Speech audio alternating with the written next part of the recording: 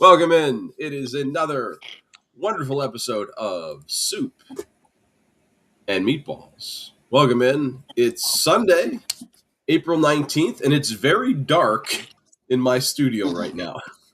Yeah, it's very dark here. It's gloomy. It's rainy. Miserable day. My wife, she called me. I was downstairs getting stuff ready, and she's like, "Could you go get me energy drink?" I was like, "Yeah, I remembered last night we were out, and she lamented the fact that she didn't have her energy drink. And I said, I'll get it in the morning. And I came down here, I forgot about it. So she called and said, could you go get them? Sure, I'll run down to the dollar store. And it is rainy. It's gross. And I'm still experiencing maybe the worst allergies anyone has ever had on this planet. Like, I actually went out and I bought the name brand stuff, no more generics. And I don't know what this is, but I'm going to give this a try. This is Afrin, shout out to Afrin, Daily Nasal Mist. Instantly clears out congestion. That's what it says. Maybe we can get them to sponsor the show. Well, I don't care if they sponsor the show if it works. If it doesn't work, they're going to be on the list next week. We're going to trash them. I'm tired of this. Oh, God, the nose. It's sniffly. I'm through like 7 boxes of tissues here. You know what? It's draft week, Afrin. You're on the clock. Yeah. I like that. I like that. So, how was your week going? Now that I've bitched and moaned about my nose. And you know, this is my weather. The rainy weather. This is soup weather. This is Yeah. This is my. I woke up. It was chilly. It was rainy. I didn't want to get out from under my blanket. So I'm very content. This is the weather of my people. I was born on an island that is just shrouded by rain clouds. You said under a blanket, which kind of reminds me. We took Maria out last night, and she brought a blanket with her. So where is a place that you could take a small child that they would want a blanket? I mean, I think it depends on the child. Like, It's Maria, and it's 2026. Where do kids like Maria bring blankets? Besides school, because I got kids in school that have blankets. I mean, you said you took her. I mean, like to a restaurant or to? No, didn't go. Last night we took them to see the movies. We went to see the Mario Galaxy movie. Okay, how was it? More on that later. Okay. I was entertained. I thought, but I'm a simple person. I really am. It doesn't take a lot to entertain me. Kid like this. I'm going to go get my car keys and just do this for the next 2 hours. Because like that was enough. We got back late though, and what I remember about the ride home, my car got a wonderful car wash for Mother Nature. Oh, it was pounding. And if you realize, if you're driving 65 miles an hour in a little bit of a rainstorm, it's like you're driving through a meteor shower. Yeah. 81 was not fun. Not that it ever really is, but it was much less fun than normal in the dark, in the rain. But we're here. We made it. So let's get into this. Let's dive into that soup. Top story today. Generally speaking, Tim, when do I say I pay attention to the NBA? It would be right around this time. Right around this time. And instead of watching and getting into the NBA playoffs, I went and watched a cartoon movie yesterday. But before we talk about the playoffs, I saw a headline that said Cade Cunningham was getting an exception along with Luka Doncic for postseason awards, all NBA, all that stuff, which at the end of the day, if you're all NBA, it's a nice little thing. But as far as your wallet goes, it goes to how much your max contract can get. I didn't know that at first. So are you okay with the NBA exempting Cade Cunningham and Luka Doncic for this? Because last week we talked about it, and then I heard some more about it during the week, and like part of my opinion changed a little bit. Well, it is a can of worms. If the league can say, okay, this guy is eligible for postseason awards, but not this guy, Like if the rule isn't applied uniformly at the discretion of the commissioner, then you open yourself to charges of favoritism. And Uh, what got me was Cade Cunningham had a collapsed lung. He was not. So the rule was put in place to try to impact load management. right. Cool. Cade Cunningham is not load management. He was severely injured. Yeah. Luka Doncic, on the other hand, had a kid. That is, dude, go see your kid being born. Absolutely, there is nothing wrong with that. But the one game he also missed was because he was suspended for some kind of, I don't know if it was the technical foul situation that he had, but I I think with his exception, it feels different than Cunningham's, which really puts this whole thing in a gray area for me. I do think that if you're anywhere shy of 65 games and if you've had to miss time because of disciplinary action, you should be ineligible. That's what I feel, and this decision got blasted on talk radio all week, and I think at the end of the day, if you're gonna have one guy exempt and one not, you're probably just better off saying, look, you didn't hit 65. Sorry. I really feel I would have felt bad for Cunningham. Last week I was pushing saying, we can have exceptions, but I mean, I think you really, like you said, you open yourself up to favoritism. And then, Adam Silver is not that popular to start with. So well, any decision he makes is going to be wrong. we were very close. It came down to like the last day of the season to having an all NBA team that wouldn't have Cunningham, Doncic, Jokic, or Wembanyama on it. And we would have a defensive player of the year who would not be Victor Wembanyama. And two of the top three candidates for MVP would not even be allowed to be considered because of Jokic and Wembanyama not reaching the 65 game threshold. Were they? They were all like they had injuries they were dealing with though. That wasn't like right. Wembanyama injured a rib against the Sixers. He took a hard fall on his side, and Jokic has been dealing with leg problems. And he'd missed some time, certainly like in like back in the winter, and he was right around. I believe he had to play 20 minutes in the last game of the season against the Thunder to be eligible. So with that, now we're into the time where maybe we care about the NBA a little bit, and the playoffs got underway yesterday. How much of it did you watch? All of it. I also went to the movies. Oh, did you? Oh, no kidding. I did. I saw a terrible movie, but it was fun how bad it was. It was that movie You, Me, and Tuscany, that romantic comedy. Okay. And it was like someone threw 6 different romantic comedies in a blender, and this came out. It was really bad.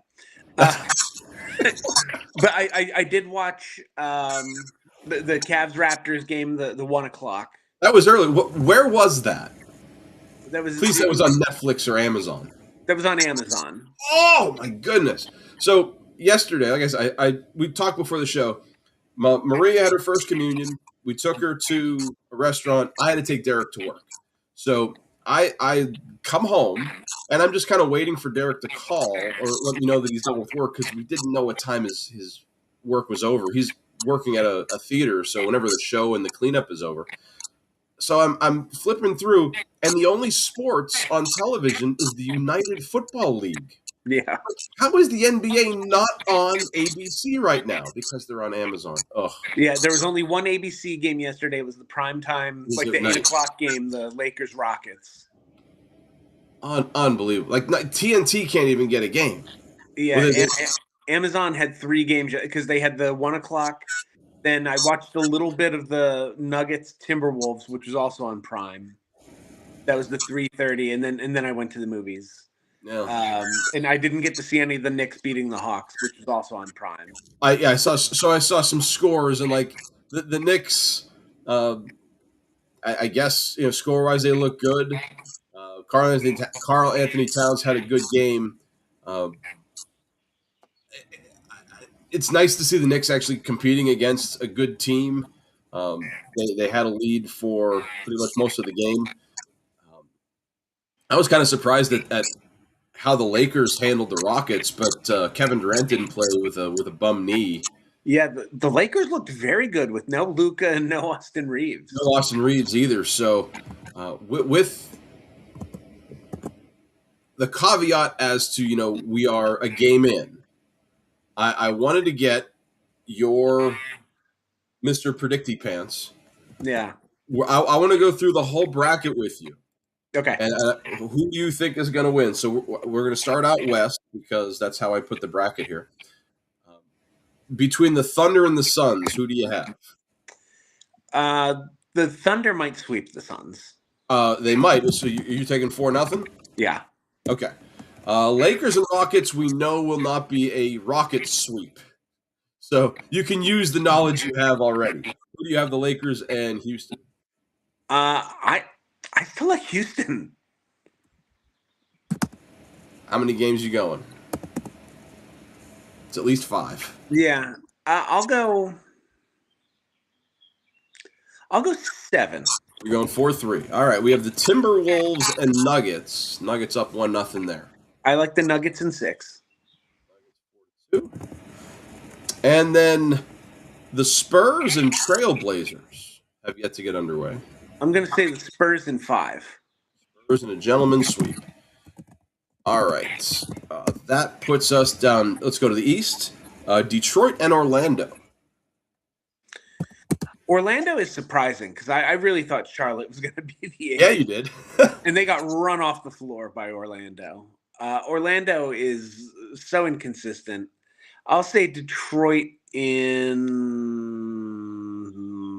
5. Cleveland, Toronto. This is a series that I don't know if the NBA cares about this one. Yeah, and it was a good game yesterday. It was back and forth. Toronto is very underrated. Scotty Barnes is very underrated. I'm going to say Cleveland in 6. And now we got the Hawks and Knicks. Knicks up 1-0 there.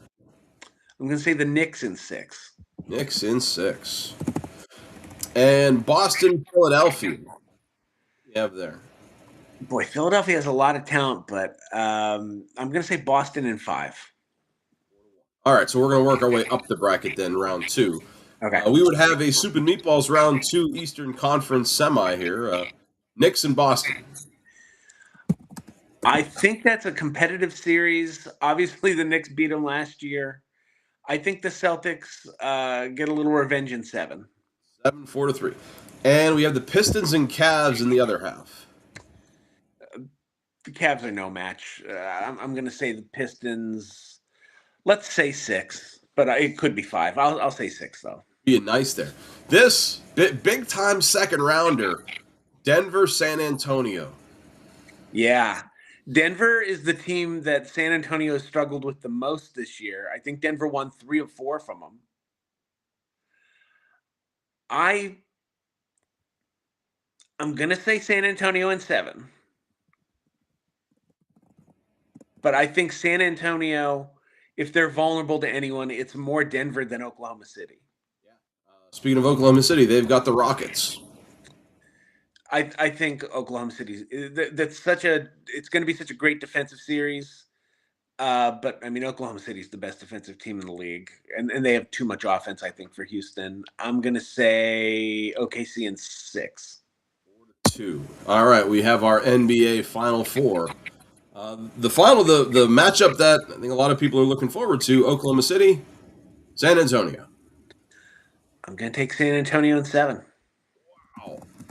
San Antonio 4-3, and then Boston and Detroit in what would probably be a really good series if it wasn't up against Oklahoma City, San Antonio. Yeah, both. If it comes to this, both finals will be amazing. But Boston just has a little more offense, so I'm going to go Boston in 7. So now we have Boston and San Antonio both just beleaguered after their conference finals. Celtics and Spurs, man, who do you got? I know the guards for San Antonio are young. I know Boston's been there and done that and won a title. If Wembanyama's healthy, if he's got his legs, after a long playoffs, I like San Antonio over Boston in 6. In 6. Oh baby, there it is. So I I will differ so I'm with you in most of the first round. When I was going through this in my head, along with you, I actually think the Lakers are going to beat the Rockets. Okay. Um, but I think the Lakers get swept by the Thunder. And I'm going to be the one that says the Nuggets keep it up over the Spurs. And I think Denver knocks off San Antonio, but I think the Thunder knock off Denver. And I don't want to be that guy, man, that says, I'm the kiss of death, but I had Boston going all the way. What do I know? Over Oklahoma City. Yeah, yeah. I think Tatum coming back gives them a. It's one of those, like, he's been back for a while now, so you're not getting that complete emotional boost. But the playoffs are they're a different animal, and you have to be able to elevate your intensity. And I think him being there is a big help for them. And I think the revenge factor with the Knicks. I think they played last year's series on film over and over, and I can just see Brunson having a really good series, but then everybody else not. And I don't think Detroit is going to be much of a. I think Boston beats them in 6. That's the thing with the Knicks is the Boston Celtics are so much a reflection of Joe Mazzulla in their consistency. They're going to play fantastic defense. The big X factor is if the threes fall for the Celtics because they shoot, you know, 30, 43 pointers a game, and if they're not That's the thing. falling, You shoot enough, they're in trouble. But the Knicks, for as good as they can be, they can make you pull your hair out with how inconsistent they can be. Yes, I know. So I just think at this time of year, you kind of have to hedge your bet with the team that is more consistent and has done it recently. Celtics having a title within the last 2 years. And to your point about the Nuggets over the Spurs, that's the thinking is that young backcourts have to learn by failure before they can succeed. Walk before you run. Listen, I don't think I wouldn't be surprised if your bracket played out and San Antonio went all the way, but that's they're so young, and in the NBA it doesn't work like that. Like you have to fall before you win. I don't understand it. It's been like that for as long as I can remember. And the big defense or the big like veteran presences in San Antonio aren't guys who, other than Luke Cornett, who was like an eighth man for the Celtics, spelling like Al Horford and Porzingis 2 years ago. And I love Luke Cornett, but he's like the veteran guy who they're relying on has been there, done that. De'Aaron Fox, for as great as he is, isn't known for long postseason runs in his career, coming from Sacramento. Has he had a postseason run with Sacramento? I mean, they've been to the postseason. They were to the postseason a couple of years ago with him and Domantas Sabonis. Yeah, they feel the Sacramento Kings to me feel like outside of that 1 year where they probably should have beaten LA, was at 2000. They're just habitually one of the worst teams in all of sports. So when you said he didn't have a playoff run with Sacramento, my first thought was like, well, no kidding, they suck. Right. Yeah, it's San Antonio is as green as any team that's going to be in these playoffs. And they've got where they are, I closed out the bracket thing. Their path, at least, somebody in professional media, whatever, actually picked Portland to knock them off in the first round. Wow. That feels like like a play-in team knocking off this team is that would be wild. And not saying it can't happen, but it would be wild if it happens. But it would be very. And again, to your point of the Nuggets beating them, if you talk about like how do you negate Wembanyama as a defensive presence, Jokic is exactly the kind of guy who's going to do it by drawing him out of the paint and then throwing it into cutters. Like going baseline with Wembanyama out 17 feet, having to defend Jokic, to Doesn't respect the step out, jump shot. Jokic will shoot over him. Yeah. Jokic is exactly the kind. There aren't many matchup problems for a 7'4" guy as nimble as Wembanyama, but Jokic having to draw him out and then being able to see the floor as well as he does is as big a matchup problem as Wembanyama is going to face. Yeah, but so looking at this path, like I said, some lunatic actually picked Portland to win, so like they might have a first round difficulty. Then you have Denver, then essentially you have Oklahoma City. That is just the gauntlet that is the Western Conference. Yeah. By the time they get to Boston or Detroit or New York, whoever comes out of the East, they will have more iron sharpening iron than any NBA team needs. Yeah. But that's you it is compare out that west. you compare that to someone like Detroit who goes Orlando, then either Cleveland or Toronto. Oh, my heavens. Before they get to, either the Knicks, Hawks, Celtics, or Sixers. That's the definition of WrestleMania 4 when Randy Savage had to go through 4 guys, including the one-man gang. And Who'd Ted you pay, DiBiase? Who'd you Ted pay? DiBiase got to buy into the finals. Jack Tunney's on the WrestleMania talk too later. Just so. But before we get to that, next week the NBA playoffs will be in full tilt. We'll get a little deeper into that. But the baseball season is in full swing currently, and news-wise, I'm going to start here in New York, but on the other side of town. Any Yankee fans feeling bad about the way the Yankees have been playing the last week or so can't feel any worse than the Mets fans are feeling right now.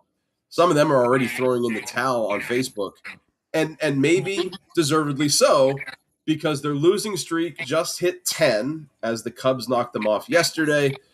Tim, according to current Major League Baseball history, only 4 teams have suffered a double-digit losing streak in the regular season and have gone on to make the postseason. This is the trivia, because I don't have a trivia question later on. I have a list. Can you tell me the 4 teams that made the playoffs after a 10-game losing streak? One just happened last year. Oh. I'm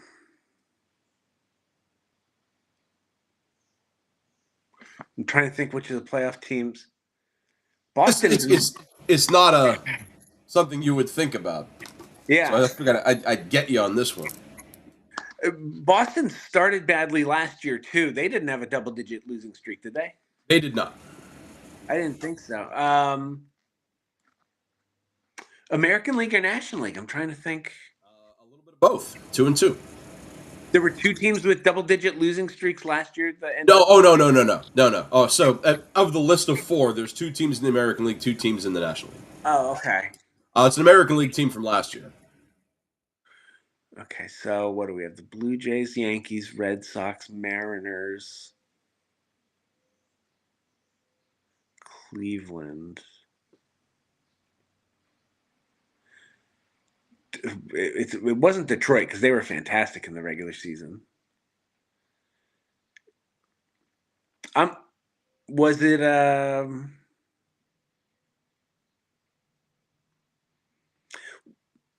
Was it like Toronto early on? Nope, not Toronto. Who was it? Cleveland. Really? Yeah. They flame. I don't know if that was part of the flame out when they had the big lead in the Central. And this. Oh yeah. They went on a hard. And I mean, the other ones I can tell you were in 2022, 2017, and 1951. All right, 51, the Giants. That was the Giants. There you go. Yeah, the Coogan's Bluff. 22.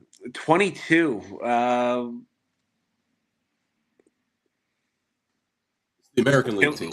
Oh, okay. 22. Was it the Rangers? I'm trying to think who was even in the playoffs in 22. I couldn't tell you. So, I as I was reading the article about the Mets losing streak and how the likelihood of them making the postseason is bad, the article said only 3 teams had done it, but when I went to, they didn't list the teams. So I checked with our friend at Google Gemini and said, hey, who were they? They gave me a list and there was 4. The Giants were not on the list because they were not the list they said post divisionals like 1969. Yeah. Were the Orioles in the playoffs in 22? They were not. You're right division though. The Rays? Tampa Bay 10-game losing streak, but they made the AL wild card. And then 2017, this team lost 11 straight in September, part of a 1-16 slump, but they still made the World Series. In 17, who made the World Series? The Astros and who the Astros beat in 17?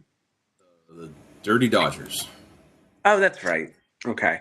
I didn't remember that. I remember 2017 for other reasons, but yeah, the 1-16 slump that the Dodgers had, almost reminiscent of the Yankees in 2000 when they just had like an awful September. They didn't lose 10 straight, but they lost a bunch. So the Mets fans across the way are, they're lamenting injuries or whatever you want to call it, in a free fall, as they're saying. I don't feel bad. It's fine for me, and they're like the Yankees East, 7-14 right now, a brutal stretch. and it's because didn't we both have the Mets winning the East? Probably. I mean, that's sounds like something I would have said, but. What do we know about sports? What are we qualified to do this show for? So if that tells you anything, it's that we're looking at a Blazers Magic NBA Finals. Oh my gosh, that sounds brutal. Paolo Banchero for MVP. I couldn't even name a Trailblazer. Oh, that they have that Avila guy. He was an all-star. Well. I couldn't name one, but since last week, the Yankees started 8-1. Last week they were 4-3, coming off losing 2 of 3 to the Athletics. They got swept by Tampa, who's in first place in the East, and they just split with Anaheim, and they just looked terrible against the Angels doing so. Mike Trout came out and he Mike Trouted, like he's back. Yeah, he absolutely crushed us. But Aaron Judge had a pretty good series himself. But the only thing that's good about what's going on now in New York is Kansas City's in town. And man, when the AL Central comes to New York, the Yankees are in good shape. The Yankees are 26-7 against Kansas City going back to 2021. That is, I mean, let's play Kansas City for the rest of the year. We might win the division. I had the bad fortune of watching some Tigers Royals games this week because they were on. They were just what was available. It was not good. It was not good. It was the opposite of good. I have a buddy that I play online baseball with. There's a board game that we play, Dice Baseball. My friend Harris was at the stadium yesterday, and I mean, I'm glad the Yankees won, but I'm bummed for him that the Royals just didn't make it competitive. And it's not like the Yankees are throwing out their best pitchers. I mean, they have Ryan Weathers going today. Good news for the Yankees in terms of pitching, though. Garrett Cole just had his first rehab start for Double-A Trenton, and I think he pitched 4 innings, or he threw 45 pitches. He didn't feel any pain afterwards. That's the best thing. He's in extended spring training, so he's working on fastballs. He's working on location, and he gave up a walk, a double, and a home run. I mean, whatever. What's his timeline? Is it like the All-Star break? I heard June. Okay. So, maybe that might be Rodon. Aaron Boone said Cole needs several more starts. I don't know what that means. So if he's got like two or 3 in Trenton and then move up to AAA, throw a couple. I don't even know if he'll go to AAA. You're just working on. It's not like a competition thing. I mean, if he goes to Scranton, that would be cool. But right, that's more wishful thinking on my part because it would be just cool to maybe drive up and get to see Garrett Cole. Yeah. The last time the Yankees had a number 1 guy pitching down there, they might have had one since, but when Roger Clemens came to town, that was a big thing. And you talked about how ornery Clemens was, and that's Totally understandable. I saw a video yesterday of Garrett Cole walking out of it's like a tunnel on the way to the dugout. Like they didn't have like in the majors, you have the tunnel underground and you just get to the dugout without interacting with fans. But in Trenton, it's different. Like you walk down an outside aisle and there's fans hanging over. They're like beating him with programs looking for autographs. And he walked right past them and he went into the dugout and all the comments were like, way to be an asshole to fans. And what you got to realize is that was 2 minutes before the game started. Yeah, I mean, there's a time and place for autographs. I'd like to think that after the game, or well before the game, Garrett Cole would sign autographs for minor league fans. 2 minutes before he's supposed to go out in the mound, he's got to lock in mentally. Yeah. He's not making the list for that. You don't see like an NFL quarterback on the sideline, tossing and then quick grabbing a Sharpie to sign someone's football in the first row. Some you might. I mean, somebody like Johnny Manziel would. Well, and where's he now? He's got plenty of time for signing. Yeah, I mean, a good NFL quarterback is not doing that kind of stuff. I'm with you. But Carlos Rodon, on the other hand, he's further down. The notes I had on him, he just had a successful 3-inning, 50-pitch live bullpen session. So you've got a bullpen session and you've got live game action. Rodon might be around the All-Star break, but his injury was later, so that makes sense. Yeah, and for Boston's part, they're actually starting to play a little better now. They're getting close to 500. Yeah, I was just going to ask you because I haven't paid attention to Boston last week. Their series against they lost 2 or 3 against Minnesota, but then Detroit, they're not doing as well against the American League Central. I don't know who they have tonight, but they moved the game up because of rain, possibly. Framber Valdez. So Valdez and Crochet, big time arms up in Fenway today. Yeah, and I got to watch them Friday. I don't get to watch them much now just because, MLB Network doesn't, like they used to have like a free game of the day and sometimes it would be the Sox, but they were the Apple game on Friday. I got to watch them. They got a nice start from Ranger. It was scoreless. They went to the 10th and then they won in the bottom of the 10th. They drove in the ghost. Jalen Duran was the ghost runner and they drove him in to win 1-0. So, nice to see Ranger go out and throw as well as he did. 8-12 right now. So, and it's so early.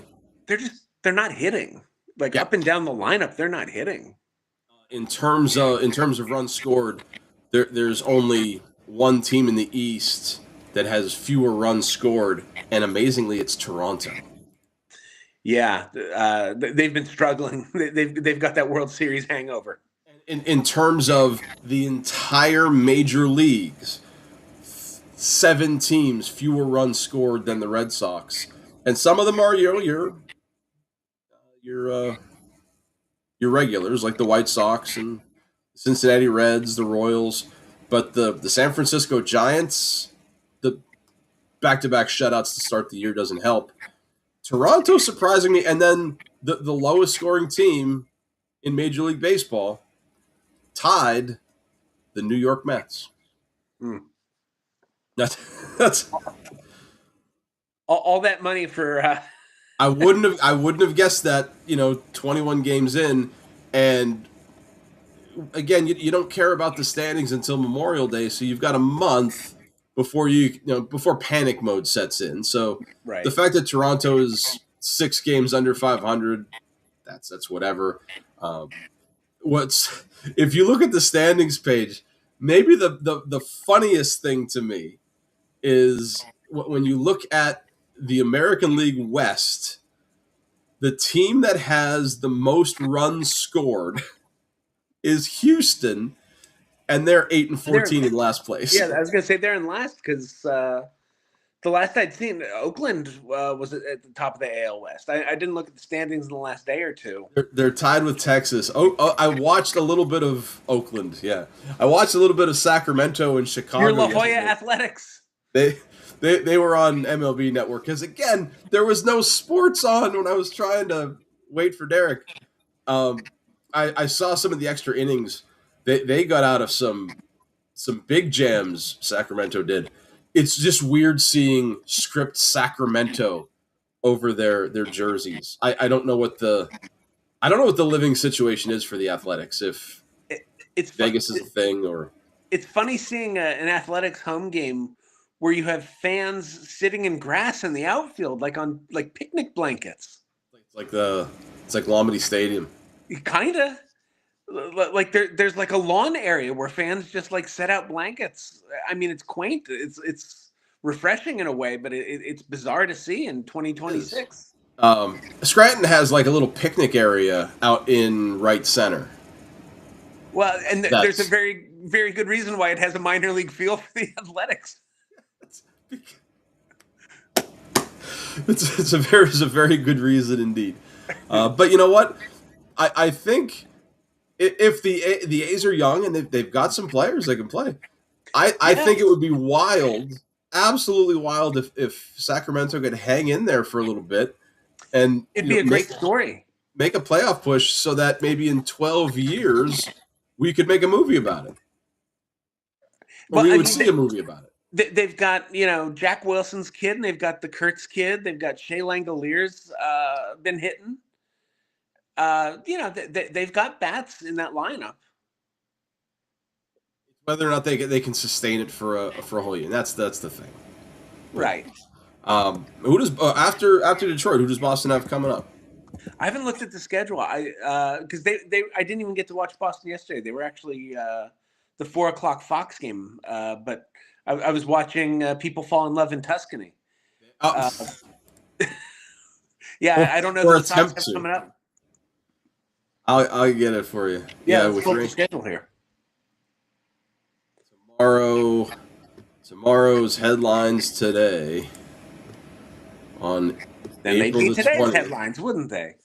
You got Sonny Gray against Jack Flaherty. Detroit at an 11-10 game. Is there something special in? Is it Patriots? That's not Patriots Day. Patriots Day. It's Is got it Patriots Day tomorrow? yeah. I mean, it snuck up on me, but yeah. I mean, it's what April 19th tomorrow. Tomorrow's April 20th. April 20th. Oh yeah. Today is the 19th all day. Oh yeah. It's recycling day tomorrow. It is April 20th. Tomorrow. I mean.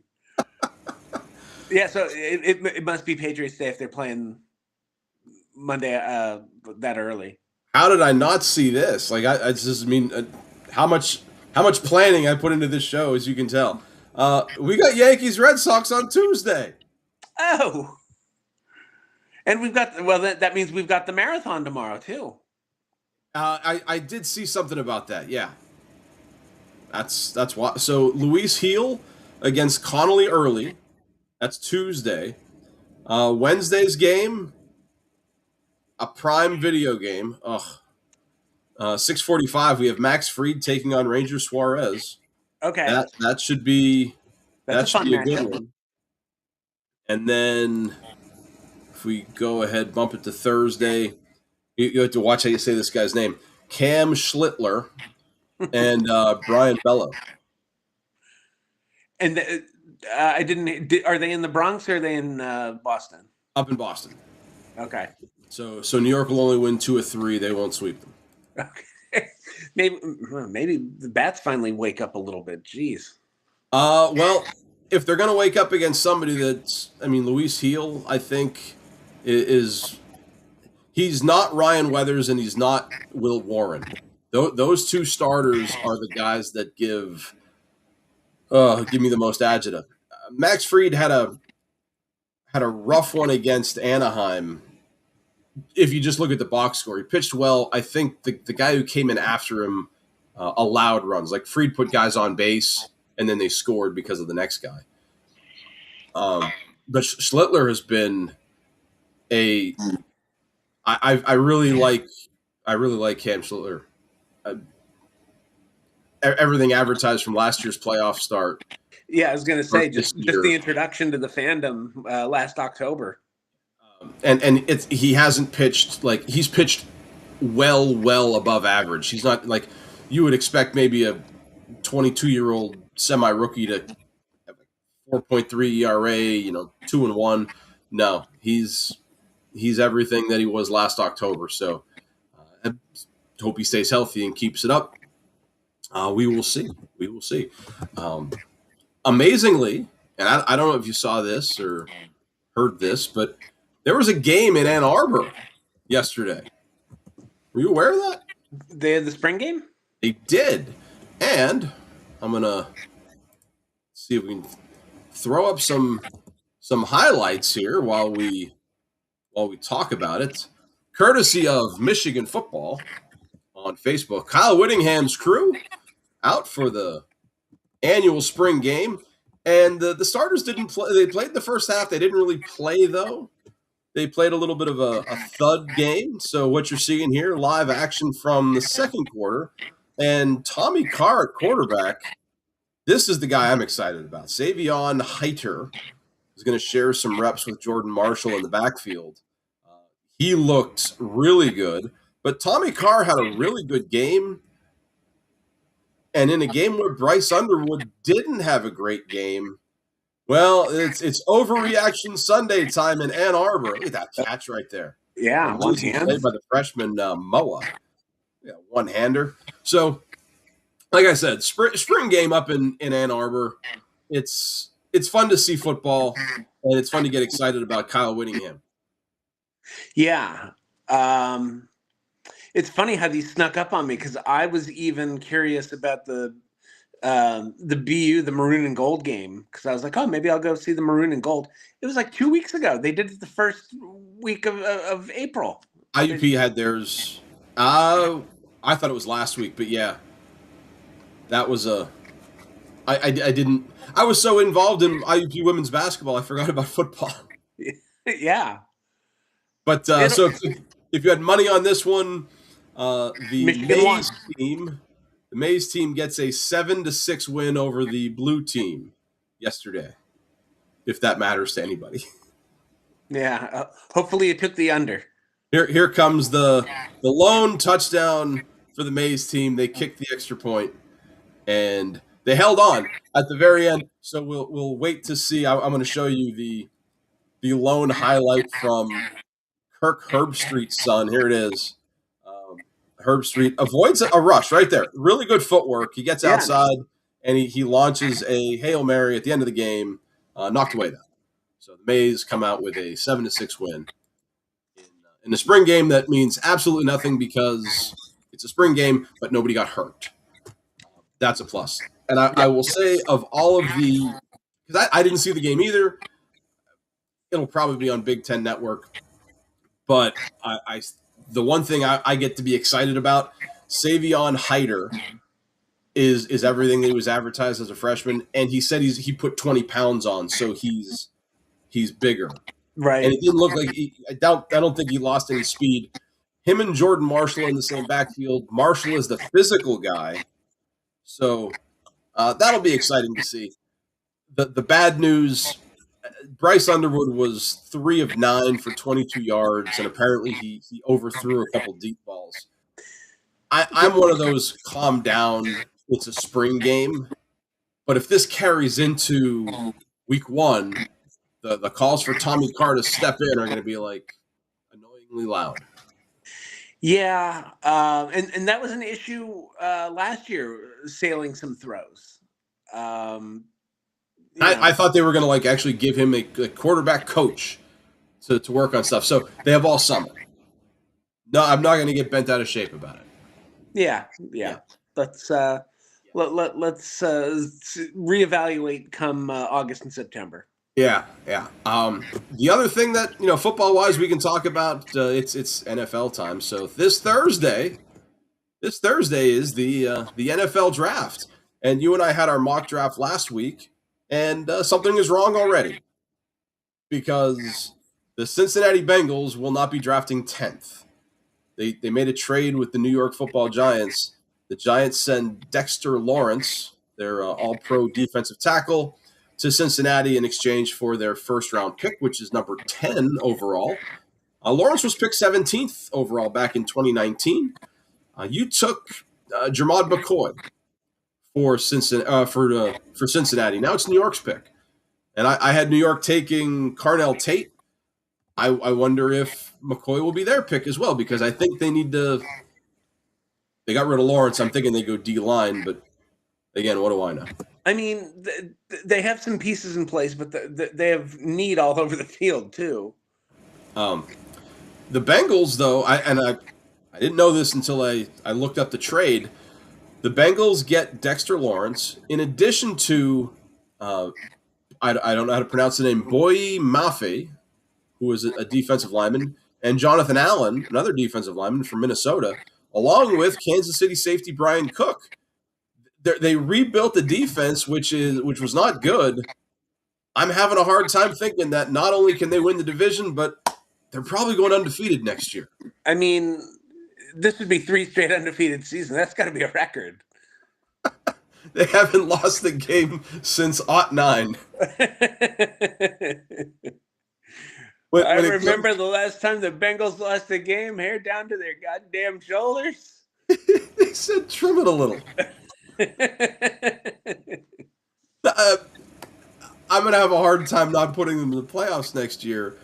But I'm sure something will happen. Pittsburgh will win the division with a 10-7 record, and Aaron Rodgers will be an All-Pro. And well, that's the thing. Who knows what's going to happen in the North, except the Browns will be last. Because they're the Cleveland Browns. Right. Which is a wonderful segue. Being that it's draft day and draft weekend, I wanted to ask you, live and with no prep, have you ever seen the movie Draft Day? I'm sure you have. I have not. The Kevin Costner, I mean, I know of it. I'm aware of its presence in our universe. Oh, my goodness. So then this question might not work for you. I wanted to know what was more unbelievable, the constant trading, the can't-miss quarterback dropping, or Dennis Leary getting through an entire movie without smoking a cigarette? The Dennis Leary thing is the most believable, because I'm sure he was like firing up in between takes. You know, he was getting his fix. It's fine. So essentially, the cut and jib of this movie is the Cleveland Browns have the 7th pick in the draft, and the Kevin Costner plays the GM, who's the son of the former GM, and Dennis Leary is this big offensive guru type of guy. Think Andy Reid, I guess, and all he wants in life is a running back. He's got a quarterback who's okay, but is coming off a knee injury. And he's been rehabbing. He's really strong, whatever. And the owner of the team, it's always the owner, the Jerry Jones of the team, decides he says, we need to make a big splash, Sonny. That's the name of Kevin Costner's guy. So we need to make a big splash. So Sonny Weaver goes out and he trades this year's number 1, next year's number 1, and the year after that's number 1. To move up to the number 1 pick he trade with Seattle. Okay, that's the most implausible. Because there's a quarterback from Wisconsin named that's the most implausible. named Bo Callahan, who is the can't miss number 1 guy. So in the meantime, so Sonny Weaver out of Cleveland, he really had a man crush on a guy named Vontae Mack out of Ohio State, who is an edge rusher. And when Sonny makes the trade, Vontae Mack calls Sonny on the phone, gets through, and starts blasting him. He's like, yeah, Bo Callahan's a bitch. Bo Callahan, but watch Bo Callahan as he played against us at Ohio, the U or whatever, or the OH, whatever. And Sonny Weaver starts doing a deep dive on Bo Callahan. And, I can't think of the guy's name. Who played the stranger in Lebowski? Sam Elliott? Sam Elliott. I think it was Sam Elliott plays the Wisconsin football coach. And Sonny Weaver's calling him on the phone. And there was, I guess, when Sonny Weaver deploys his people to dig deep on Bo Callahan, they discovered that nobody went to his birthday party. His 21st birthday party in Wisconsin, his teammates didn't go. And Sonny Weaver calls the Wisconsin football coach. It's during spring practice because it's on the football field. And the stranger says to him, "What do you think is more plausible? That a three-time captain didn't have anybody show up at his birthday party, or that the police, blah, blah, like there was a drinking issue or something?" And like it made sense. Like, okay, like, these guys were doing something illegal and the cops didn't do anything about it, so nobody showed up. Can And, can we do a show at one point, by the way, where you do it completely in character as Sam Elliott? I reckon I can try. But, so anyway, with the number one pick, the Browns don't take Bo Callahan. They end up taking Vontae Mack, a guy they could have got at 7. But Bo Callahan isn't picked second or third. Like everybody just like doesn't draft the can't miss quarterback. And they finally get down to like it's the number 6 pick. And maybe Denver has it. And they've got this rookie GM. He's like green as heck. And he doesn't know who to draft. And the guys in Seattle are like, "Are you serious? Are we going to get Bo Callahan and all these Cleveland first-round picks?" Because of course they are. But then Cleveland comes in, and Sonny Weaver makes a trade with the guy from Denver for the number 6 overall pick by trading this year's number 2, next year's number 2, and the year after that's number 2. And all of this is driving Dennis Leary nuts because you've just traded 6 draft picks to get Vontae Mack, and now you have the number 6 pick, which everybody is like, "Are we going to pick Bo Callahan now?" And what would they eventually trade back with Seattle because they thought Seattle thought they were going to get Bo Callahan, but it's a goofy movie. It's much better than Tuscany. Anything you saw. I'm not sure. Based on your description, I'm not sure that's true. It's absolutely unbelievable because at the end of the day, essentially the Browns trade 3 years worth of number 1 picks, and they get the first overall pick, but they get all their number 1s back by dropping from 6 to 7. So essentially, they just traded 3 second-round picks for the 7th pick in the draft. And I don't know how realistic that is. Yeah. This sounds like a terrible movie. And they drafted a running back then. Well, at least Dennis Leary was happy. Can anything be more Cleveland than trading all that draft capital to get an edge rusher instead of a franchise quarterback, and then trading day 2 capital for a running back in the 7 hole? I don't know. What if there was a sequel where it's the Jets and they trade up to take an offensive lineman? Well, and then they trade picks to get the number 7 pick, and then they take another offensive lineman. We'll talk about sequels later. This came to mind when I was thinking about sequels, but we have a caveat there. The last thing, I don't have a picture for this, so getting out of football. Draft on Thursday. Check that out. Today and yesterday it's WrestleMania weekend. Yeah. And last year at this time, I think we had one of my favorite shows where we booked our own WrestleMania. I could go back and watch that. That was a long one. That might have been a 3.5-hour show. That was a fun one. Which leads me into this question, because I've seen this a couple times. WrestleMania has now been a 2-night event for a couple years. And I've seen criticism of this back and forth.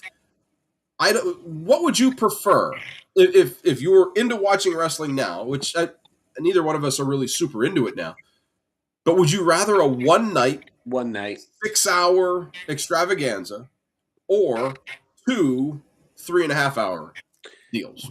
1 night extravaganza, have the friends over, get pizzas and wings, like one big bash is much better than 2 nights. I'm with you. The reason why they're doing this got to be because of ticket sales. Absolutely, yeah.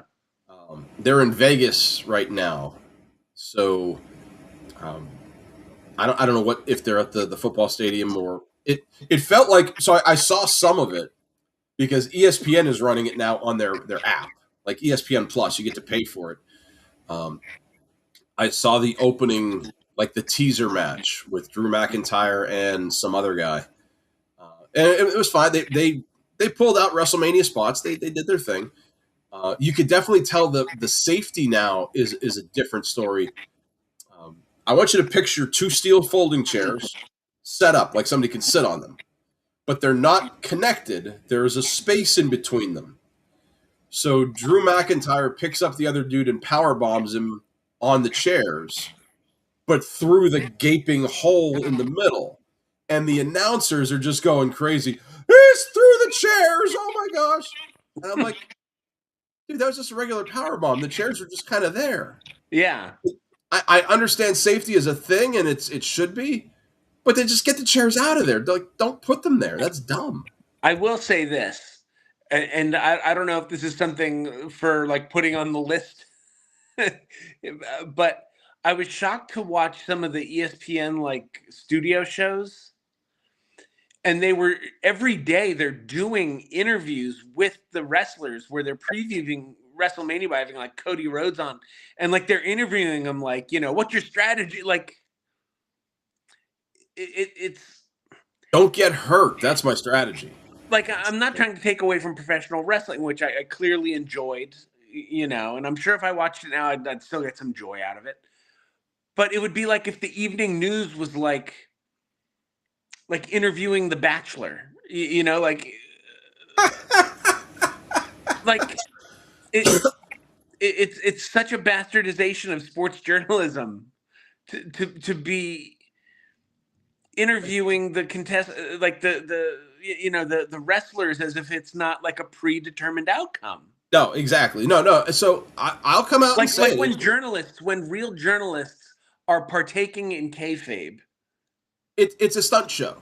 That's Yeah, exactly what it is, and it's labeled as sports entertainment now. But you're right. When Stephen A. Smith is like interviewing CM Punk, and he's pulling out his mean Gene Okerlund, let's advance the storyline. That's not your job, man. Like if you yeah, want to be an actual sports journalist, Jesse Ventura used to say he was a sports journalist back in the day. But that, like you said, those were the kayfabe days. That's right. back when the damn it was real to me, man. You know what it is now, and you appreciate the athleticism of these guys and the risk that they're putting on their bodies for the entertainment of the masses. But like, holy cow, let's not put them on First Take and do that. There's a That's place exactly. for that. It's called Monday Night Raw. Advance the storyline there. And if as ESPN as a corporate partner of WWE, if you want to put 5 minutes of one of your shows where one of their people interviews one of the wrestlers, it's still in my mind morally sketchy. But like at least that's like clearly all right. We're giving 5 minutes over to pro wrestling content. I would There's a rather clear see demarcation. When your like, journalists are interviewing the participants in WrestleMania, it I can't even believe I'm saying this out loud. Like it would have been absurd in the 90s. oh no, absolutely. And that's it's well, I mean, if you looked at the level of what we were getting wrestling wise back in the '90s, uh, that the Attitude Era would not have jived with the corporate level Yeah. that we see on ESPN. I think that's one of the reasons why you have the level of wrestling you have now that's more family friendly. From, from what I understand, Pat McAfee is wrestling. Yeah, well, Pat McAfee's been doing this for a while, and good on him. He's figured out it's the bro code. Like I can be a punter, but I can have my show with my tank top on, and I'm all tough. And him wrestling is less irritating than the Paul brothers to me. I Oh yeah. I don't mind Pat because Pat McAfee is at the end of the day he's Mark-ish. He's I don't hate that. And he I think respects the business for what it is because he has a character. It's not Pat McAfee doing it. It's Pat McAfee the character. I guess it's no Um, different than Stephen A. Smith doing soap operas. sure. Or Stephen A. Smith running for president, or Stephen A. Smith getting No, a Stephen A. separate Smith running for president is a whole other thing. on Sirius XM. Listen, with what WWE's been doing the last 3 years, they just recently made the move to ESPN. I get it. It's a business decision. Now we're on the list slide here. So part of ESPN is making the list Okay. because I used to be able to watch WrestleMania. I watched WrestleMania for a long time, just either on the network, where like I would tell Jen, like, look, I'm gonna subscribe to the network. It's $10 a month. I'm only gonna get it for this month. So I'm gonna go back and I'm gonna watch WrestleMania 4 and 5 and the Survivor Series and the Mega Powers and all that stuff for a month, and then it was gone. So I was essentially buying WrestleMania for $10. Or when Peacock had it, I just had Peacock. I'm sure we pay for it somewhere, but it's blended into everything else. The ESPN Plus app is one of the most irritatingly frustrating things because I think it's tied. I think I get it. It's tied in with one of our cable things, but I can't log into the darn thing. It's like it's through Comcast and the passwords are wrong. And this is like the part of the list where I'm old man yelling at technology. But this is one of those things I think we're paying for, but I can't access it. I And think nothing is more I think I'm frustrating also than paying for the paying for it. ESPN because I have like Disney Plus, HBO, and like some like extra ESPN thing. I was just the other day trying to decide. I was like, do I get this extra ESPN thing? Like it's showing up. Like, am I paying for this and not able to watch it for some reason? We're just a couple of confused old men. Drives me nuts. Just Drives give me us our nuts. pudding cup and put us to bed. Now, number 2 on the list was Friday. Friday. So I went to the high school musical production of 9 to 5. At my high school, they did this show. It's Jen thought it was a junior show. I mean it was 2 hours long. It wasn't junior length, and it was like a Dolly Parton style thing about these working gals and whatever. So at the beginning of the show, the director gets up on stage and he introduces himself. This is his 20th year doing it. Yada yada yada. He says, "Let's all take a second, everybody, right now. Take your phones out, turn them off." Because not only we talked about places you shouldn't be on your cell phone in the theater, but he says they interfere with the sound. Okay, it's fair. Absolutely fair. He gives people a full minute. Like he's just kind of standing on stage. He's like, yeah, let's do it. Get your phones out. Come on. He's pulling like the whole teacher thing. Yeah. And, he makes the announcement. And it's also illegal in a lot of places to record based on the rights that these schools pay for. Right. Did that matter to the lady 2 rows in front of me? No. As for most of the show, she has her phone up, and it's like we're in a dark theater, and I can just see these refracted screen, and I'm just thinking to myself, you know what? If it was just in the program, if it was written down, you could say, well, I didn't see it.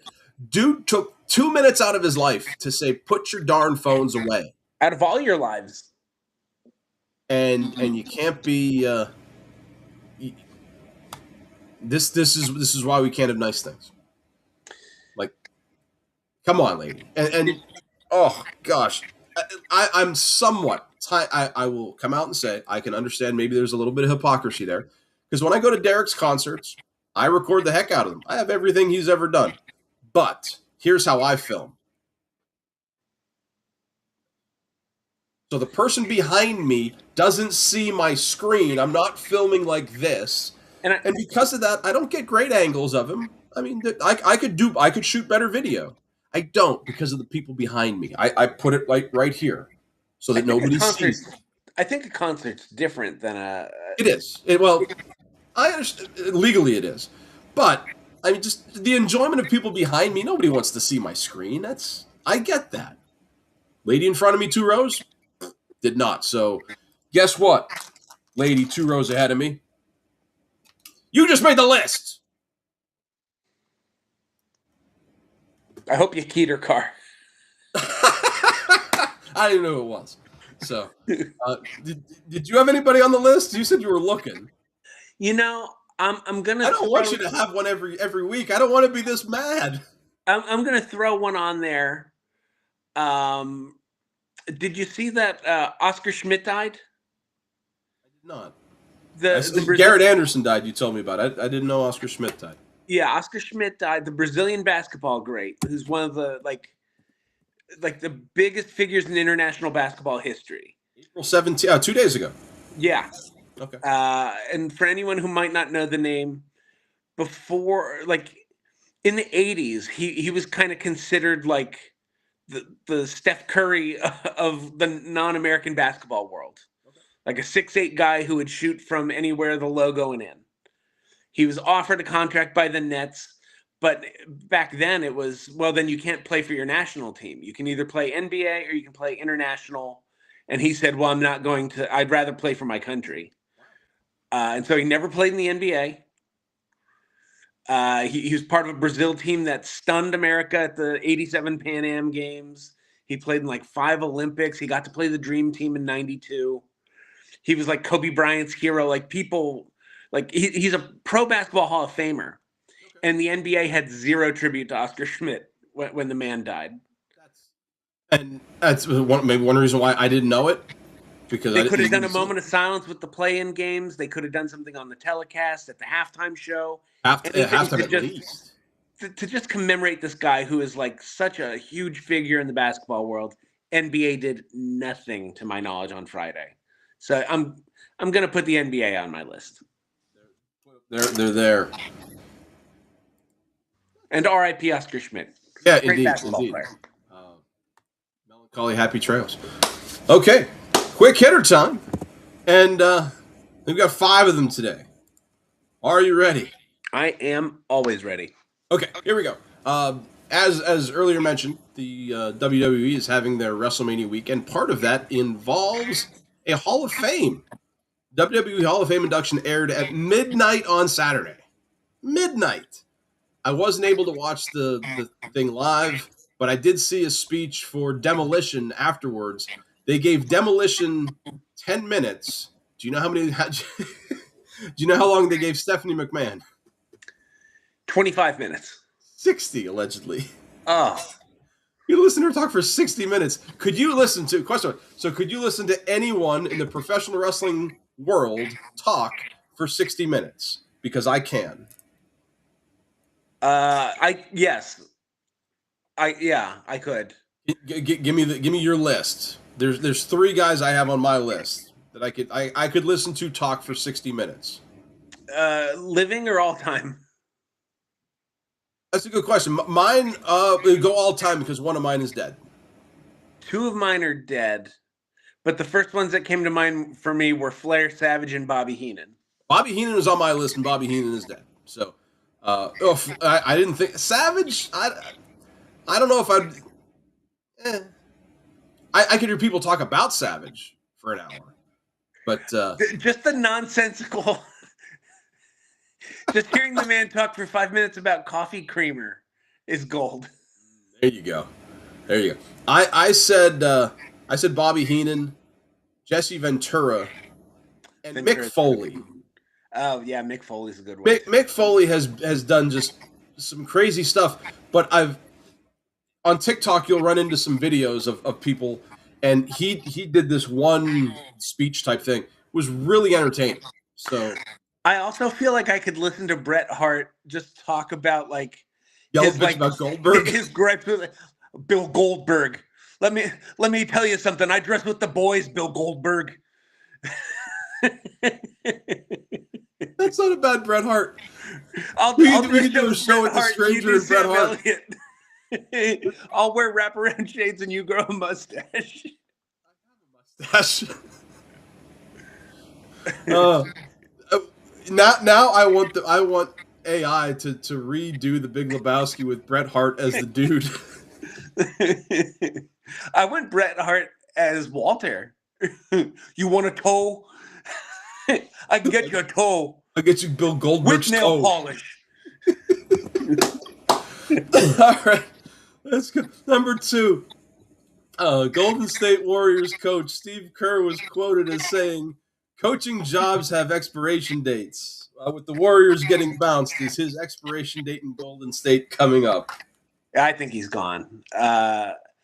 I think I think this is the end of the road where Steph Curry's what 38, Draymond's on his last legs. I think Kerr's a little burnt out.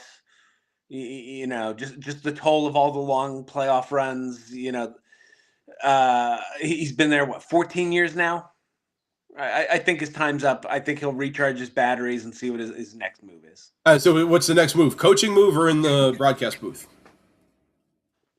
I think at least for a little while he goes to the broadcast booth. I could see him on like a panel show or on someone's like studio show or something like that. Excellent. Number 3. Today in history, 1943, Albert Hoffman accidentally ingests LSD and experiences what would be known as the first acid trip. And I was looking at this, and I thought it might be a good time to compare the no-hitter of Doc Ellis, who famously said he was high on LSD when he did it, to the perfect game that David Wells threw when he was famously hungover. We got a guy over here pitching on LSD and a guy pitching hungover, both throwing no-hitters. Maybe baseball's not as hard as we think it is.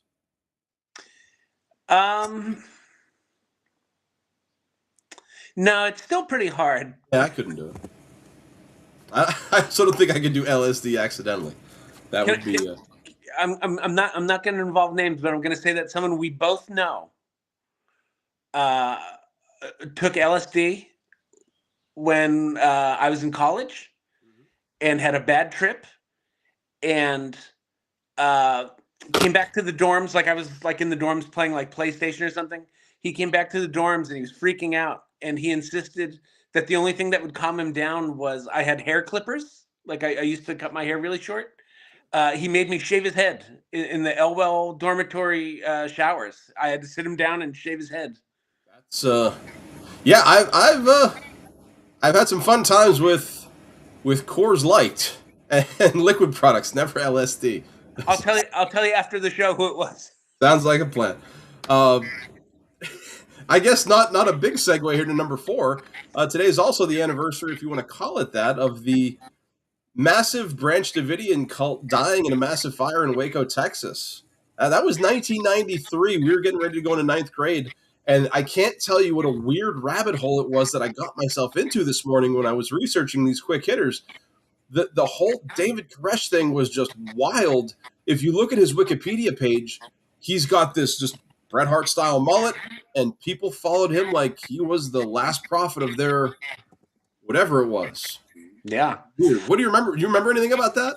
I do, and I'm amazed. Like I remember when it first happened, like it was on the evening news. Like my parents would watch evening news, and I was just like, "Oh, okay." Yeah, this is pre-internet, pre cell phone stuff. Like this is how you got your news, right?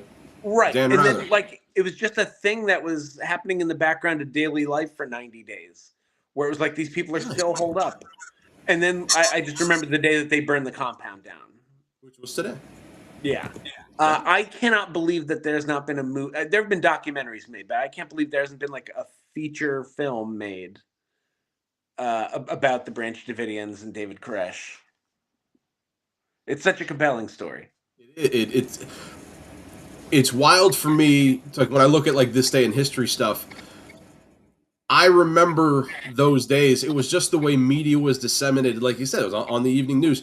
This would have been top of the fold, everything as far as like websites go, Yahoo, Google News, CNN, Fox, whatever. Can you imagine Twitter if Twitter were a thing during like the people on the inside, and then the tragic end, unfortunately.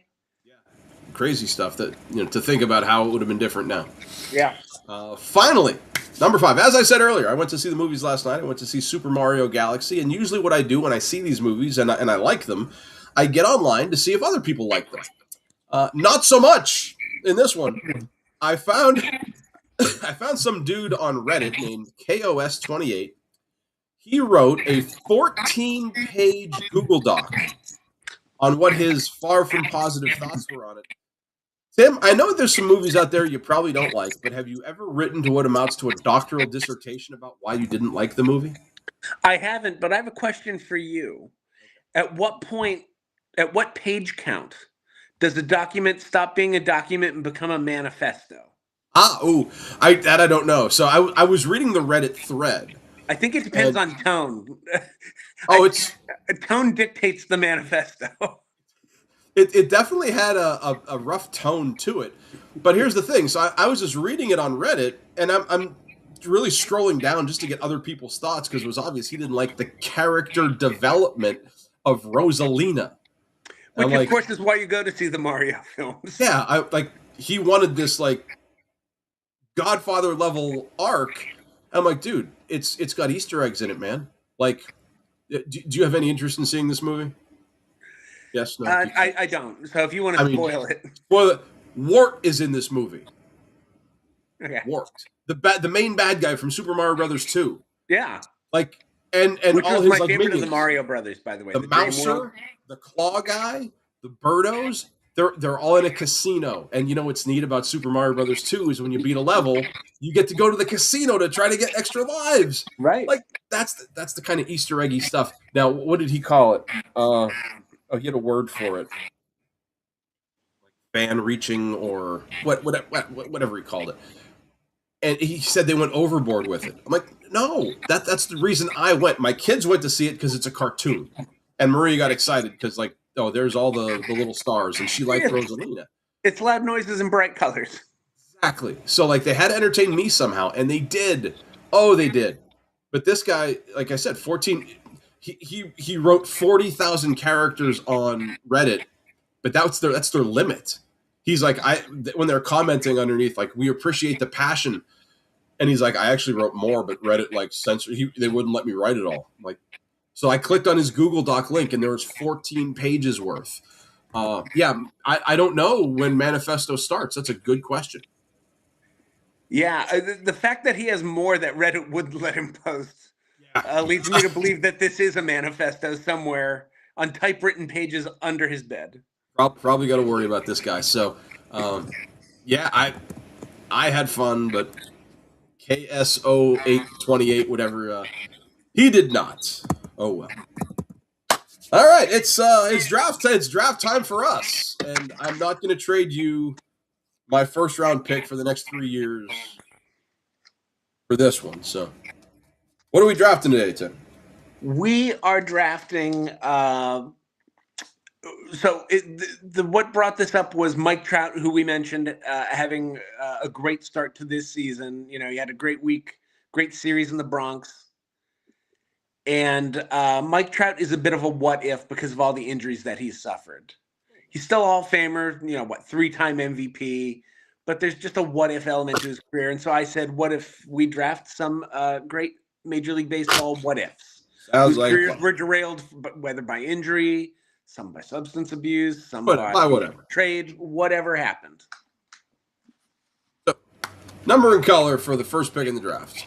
I am going to go 6 black. 1, 2, 3, 4, 5, 6. Ooh. It is in fact black. It's the Ace of Spades, by the way. Ooh. This is the Treaty of Guadalupe Hidalgo. Now, here's the thing, man. Like, when you get a deck of cards, the Ace of Spades is usually, like, that's the prime card. You have all the artwork. It's, like, the best card in the deck. So, in a deck about famous American documents, are we really going with the Treaty of Guadalupe Hidalgo as the Ace of Spades? Was this from the Spanish-American War? This treaty, which brought an official end to the Mexican-American War, was signed on February 2nd at Guadalupe Hidalgo, a city in which the Mexican government had fled with the advance of U.S. forces. By its terms, Mexico ceded 55% of its territory, including parts of present-day Arizona, California, New Mexico, Texas, Colorado, Nevada, and Utah, to the United States. That's still pretty major. I'm just saying, there might have been a better document to put on the Ace of Spades. I don't know. It ended a war. There's another document that ended a war too. It wasn't what KOS. No. He wasn't writing it. He was too busy opining about the Mario movie. Well, either way, I am not going to draft you my next 3 draft picks to go first here. I will. I will default to you. You can lead us off. So I'm gonna go with, and this is maybe a bit of a no-brainer, but he's someone who I watched play a ton as a kid. It's Dwight Gooden. Okay, that's fair. I grew up watching a lot of Mets baseball just because they were always on in New Jersey, Sure. and you know, Gooden had as great a rookie season in '84 as you're gonna find a pitcher having, and then in '85 he follows it up with a 24-4 and like a 1.53 ERA. And then in his third year, he's the ace pitcher on a World Series champion, and you think he's on the fast track to the Hall of Fame. No, he was on a fast track to something else in 1980s New York, Unfortunately, and that's he probably wasn't the only one. he certainly wasn't the only one. He cocaine, and he got into crack. These are my allergies. I'm not being like Right? I'm not Yeah, quite no. good. I'm as earlier spoken. I've gotten the medicine and the spray here. If you're tuning in late, I'm not trying to be that way to Dwight Gooden. No. Right? Yeah, not making fun of Dwight Gooden's demons there. He came and he pitched. He had a good career with the Yankees. He pitched a no hitter for the Yankees, and Yeah, he had a little comeback, but it's the time that he missed in the middle there that you wonder what could have been. Yeah, you would have thought this was like going to be like a 3,000 strikeout, 300 win guy, and instead, he's just as great a curveball as there's been in Major League history. Just when you see him snapping that off, throughout the '80s, he was just devastating. Yeah. So with mine, I actually have to do. I have to think here for a second because I meant to. I meant to do this research beforehand, but I'm just going to do it now, and that's fine because my number one pick is absolutely okay. That's fine, absolutely completely Homer, and I'm going to take Don Mattingly. Okay, Because if Don Mattingly doesn't mess up his back, yeah, I wonder how does that impact the way the Yankees play not only in the late 80s but then into the early 90s, where in 1991 the Yankees finished 71-91, and they earned themselves the number 6 pick in the draft, which they go on to use to pick some guy named Sanderson. But he ends up 6 players in the whole planet haven't hit more hits than this guy. But do they land Jeter? Does the whole dynasty thing happen? Or, on the other hand, because Mattingly was still in the team in 91 and he played the full season and he had a somewhat Mattingly year, do they still draft 6? Do they still get Jeter? Now, do they go out and get Tino Martinez or do they need him? Tino was integral to those 90s teams that won World Series games. Could Mattingly have duplicated what Martinez did? Could Mattingly have been the DH? Did they go out and get Ruben Sierra? All kinds of what if things could have happened, but I like to live in a world where, Mattingly plays until, 1998 and he retires with 2 rings. Yeah, you My look at world. Mattingly, you look at Mattingly as like he was a strong power guy, a strong run producer. He's a batting champion. He was the best player in the world in night from like 86 to 88. Like, well, in '85 is his MVP year. 88. That's yeah. But all that aside, he's right up there with Keith Hernandez for the best defensive first baseman of his generation. Too many swings in the batting cage. Yeah, that back just did him in. You're right. He is a great, because he's another guy. Even with what he did, he's a borderline Hall of Fame guy. 4 or 5 healthy seasons, he's a lock. He's my Major League Baseball version of Axe and Smash of Demolition. Axe and Smash just recently made the Hall of Fame. They were involved in a lawsuit with Vince McMahon, so McMahon was being petty. But I understand his side of it as well. I understand both sides of the Mattingly Hall of Fame argument, where Mattingly and Kirby Puckett essentially had the same career, except Puckett had a couple rings. And when you get guys like, oh boy, just made the Hall of Fame a couple years ago, and it was like, what's he doing here? Harold Was it Baines. White's? Harold Baines, that's the name I'm thinking of. Like, I don't know, man. Like, It's just you know, you look at in 1985, the best baseball player and the best basketball player in the world were both guys from Indiana who were dominating, you know, and both within the 7 years that's were done in by bad backs that just laid low that's between nuts. Larry Bird and Don Mattingly. That's nuts. My next what if is a guy who his sadly his name is just going to become more and more obscure, I think, to fans the farther we get from the years like 2010, 2011.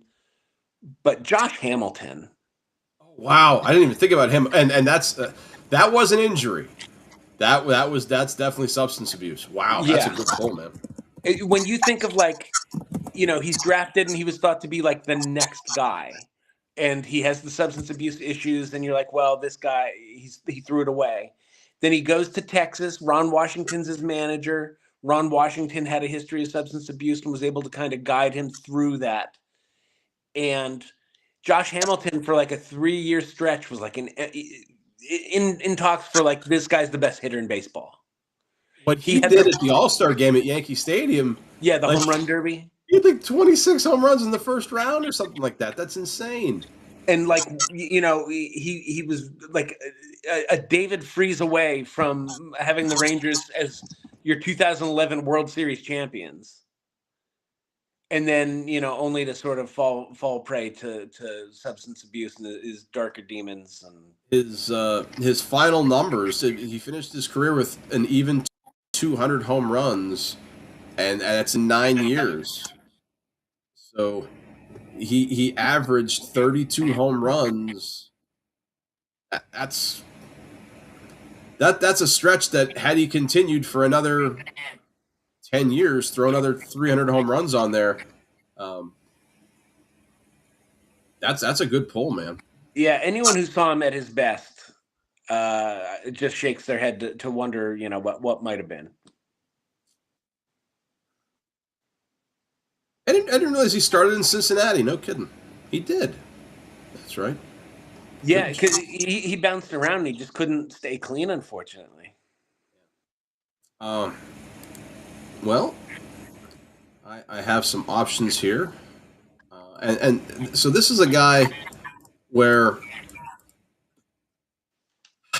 I have some friends on a message board where we talk about Michigan and Michigan State football, but they're big Tiger fans too. So you go back to was it 1976 when this guy goes 19-9.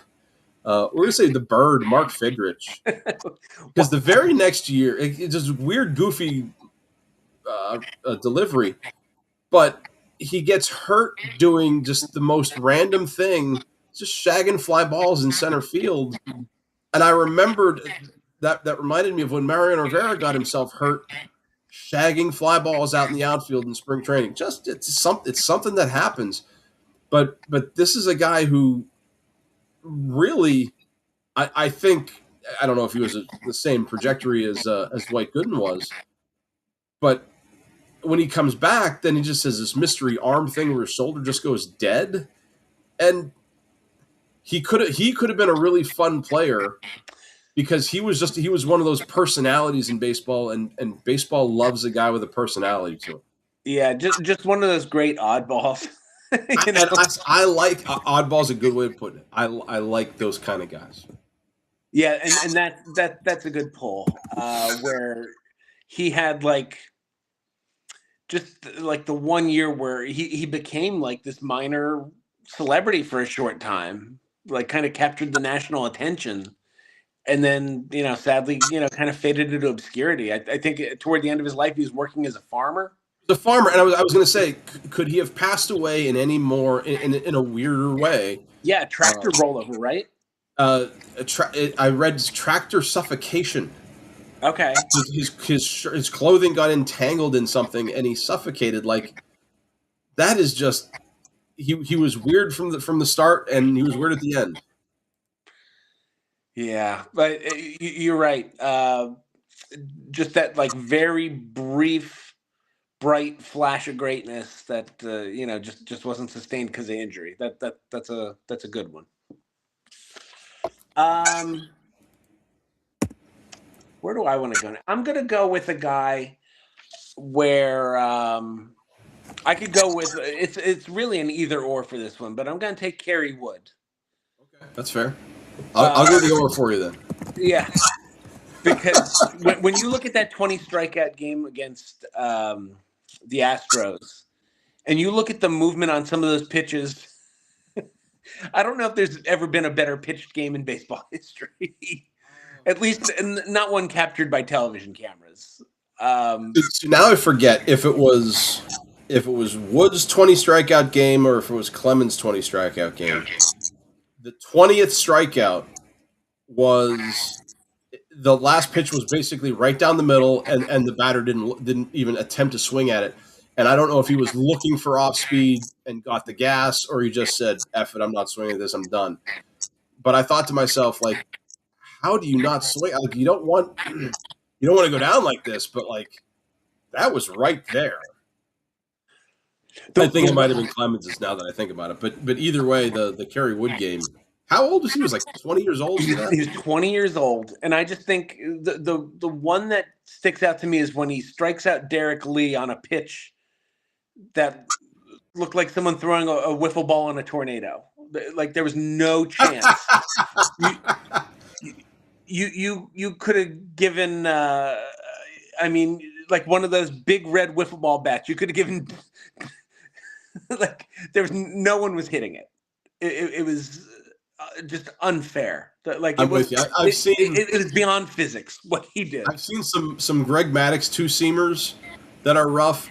I've seen some. If you go to Pitching Ninja, oh boy, and look up like oh relief pitcher, pitch for the Yankees and the Mets, war number 0, Colorado as well. Did you say a relief pitcher? Yeah. Oh, it's gonna kill me when I think of his name. Mets, Yankees, and Colorado. Adam Ottavino. There we go. Oh, okay. Adam Ottavino's slider is just absolutely some of like, what is that ball doing? But you're absolutely right with Wood's game. I don't know about a wiffle ball in a tornado, but it's up there. Yeah, his 20 strikeout game is just filthy stuff. And, you think of those '03 Cubs, Yeah, they I'll go with Mark Pryor then yeah. because Who's man, found a great second life is the Dodgers pitching coach. yeah, I see the weird gray beard he's sporting right now. Yeah. But what happened with him in 2002, 2003 was he finished with third in the Cy Young. Absolutely just a magnificent second year. But I mean the downfall after his injury, he just went away. Yeah, Five years, and it was a real bit, just like gust of wind, and then gone. and I don't even know who the best Kerry Wood, like the best comparison for him at his peak, like people thought he was another Clemens. Yes, yeah. Mark I heard Pryor, maybe Mussina. I guess Just he the didn't have. demeanor and some of the stuff. There was overlap in like just like his stuff, like his array of pitches. I was going to say I don't know number of pitches. Like Messina had 9. From what, like he could throw almost anything. Well, he had like the slurve, like he had all those hybrid pitches. Yeah. Yeah, I'm not searching the right thing. I remember Mark Pryor had really good breaking stuff. Pryor was more of a tactician. Like Wood was just pure, like grip it and rip it, just throw it past you. What a great 1-2 punch then. Yeah, because you weren't getting the same style from two guys, from two number one guys. Like I think of what Arizona had with Randy Johnson and Kurt Schilling. They were both kind of big, bulky power guys. One as a righty, one as a lefty. This was like they complemented each other well. Put it that way. Yeah, this was almost As a like 1-2. if you'd had like Maddox and Clemens, like some version of Maddox and Clemens in the same rotation. They might have won a couple World Series, those two. Yeah, well, they were both pretty good. There you go. All right, so we got the Cub starters in the 3-hole. Okay. Who do you got number 4? This is another either or. And I'm going to go with someone who I've mentioned before as a guy who I really loved watching as a kid, and that's Eric Davis. Eric the Red, 1987. He has 37 home runs. He's a 30-30 guy, and people, again, and when I say either or, it's because him and Strawberry were high school teammates. And Strawberry, Oh, wow. Strawberry's a great what if. 2 LA kids. People just thought, well, they're going to dominate 80s and 90s baseball. You know, Eric Davis, he has this breakout 87 year where I think he might have finished 3rd in the MVP race. To Andre Dawson won it. 3 years later, the Reds win a World Series, and you think Eric Davis' career's off and running. And then, he had a long career. He stuck around a long time, but he was really undone by injuries. But he was a guy, his speed, the glove, seeing him at the plate with that, just like, there was nothing subtle about his swing. He was just holding the bat by his hips and just swinging from his heels. Heck of a video game character, too, by the way, in RBI. Yeah. Not that it matters, but he's the kind of guy who could bat leadoff. You could bat him 3rd, like just tremendous, and just absolute, just lightning in a bottle to watch. Good call.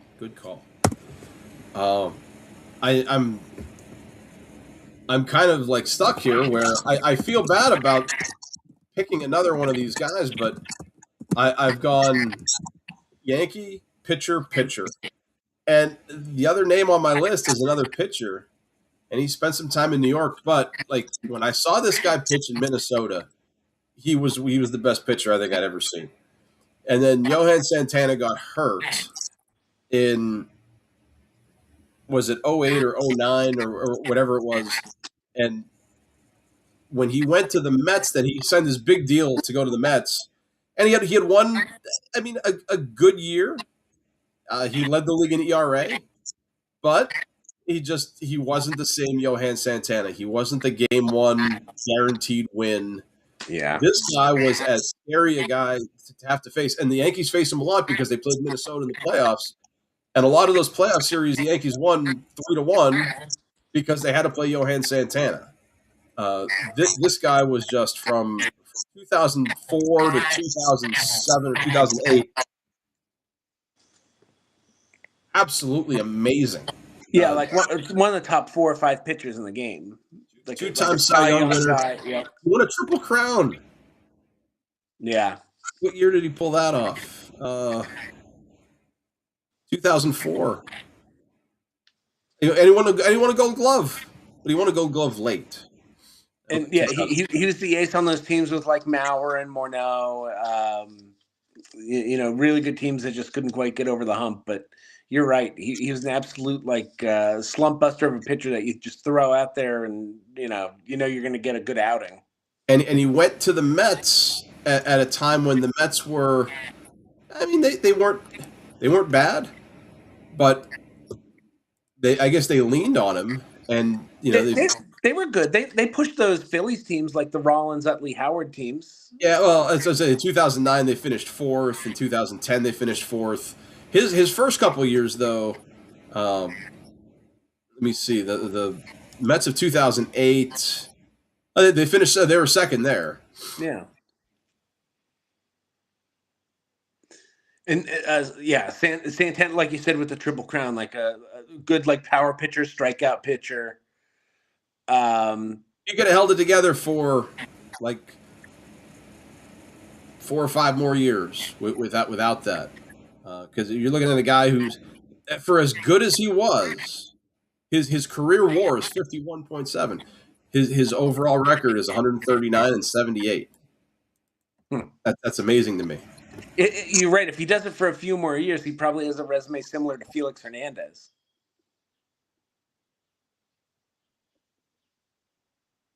Well, God bless America. I had to mute the mic for that sneeze. Oh, stupid allergies. I'm For telling you, Afrin, you better work. Or you're going to be on the list. I've got a couple. I did list 10. I'm gonna go with one. It's a what if where his career played out, but he never got a chance to really do it.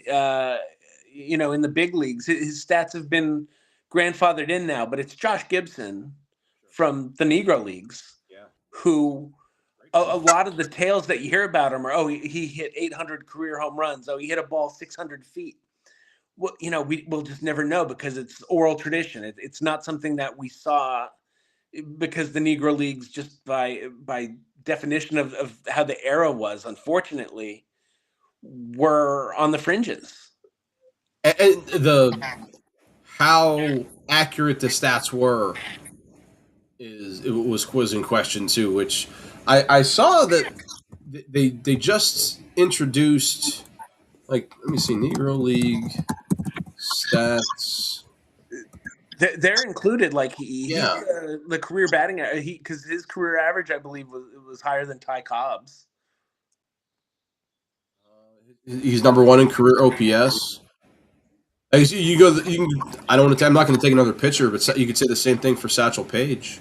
Yeah, I kind of took Josh Gibson is almost like an inclusion of all the guys from the Negro Leagues who just whether you want to throw in like a Buck O'Neill or a cool Papa Bell or a Satchel Paige, just a lot of guys who put up great numbers and just like the stories that you hear, but you didn't get to see it on the biggest stage, unfortunately. Obviously through no fault of their own. It was just the segregation of the era. Uh, I would say the stat lines that they brought in, that makes for cool discussion, but this is also another thing that, when people talk about Babe Ruth, they say he didn't play in an integrated league. So the Babe Ruth versus Satchel Paige at bats would have been like wild to see. Um, and like you said, of no fault of their own. I think that in another universe somewhere, having all of those guys play together, that would be something really cool to see. That's a great pull, man. Who do you have as your number five? I'm going to go easy. And some most of my time, or most of my things were injury related, but I really think the no brainer. Oh my gosh! Of course, when you talk about missed time, I think the granddaddy of them all is Ted Williams for his military time in World War II, losing like 5 seasons of his prime. And Korea. Yeah, So 5 years between World War II and Korea. So I mean, I think when you talk about any kind of time missed, the list starts with one of the greatest ever. So I'll put Ted Williams on my list, and I will slightly I'll give him the military edge over Joe DiMaggio, because when Joe DiMaggio served, his service was a little different. From everything I've read, DiMaggio was more like he was like a mascot. He was kind of over there hanging out. He lost time too, but Ted Williams was a fighter pilot. He was With actually in John the stuff. Glenn. Him and He was John in the Glenn. stuff. Joe DiMaggio was not in the muck. So I'll take Williams there. Um, Yeah, and 5 years of if you want to add, let's say 30 home runs, which I think is a conservative estimate. So you add 150 home runs to his 521, gets him close to 700, and you add another 1,000 hits, 200 hits a year for 5 years. Even if you add 180 for 5 years, oh, that's fair. So um, he's at 3,700 hits. and if he goes, above that, you're looking at a guy who has 700 home runs and 4,000 hits. Pretty good. Not bad. Pretty good. Did you have any honorable mentions? The other easy pick that I kind of left on the board, Mickey Mantle. So here's a guy who was dealing with. I wrote this down: osteomyelitis. Then he gets a knee injury his rookie year, and the way he lived his life. What do they say? Like live like you're dying.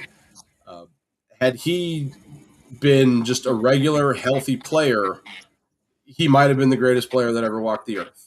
Yeah, people don't talk about his speed enough, but when he came up, that was The comet yeah, or uh, the and yeah, just those bad knees, you know, just how they slowed him down, and not to mention obviously the drinking.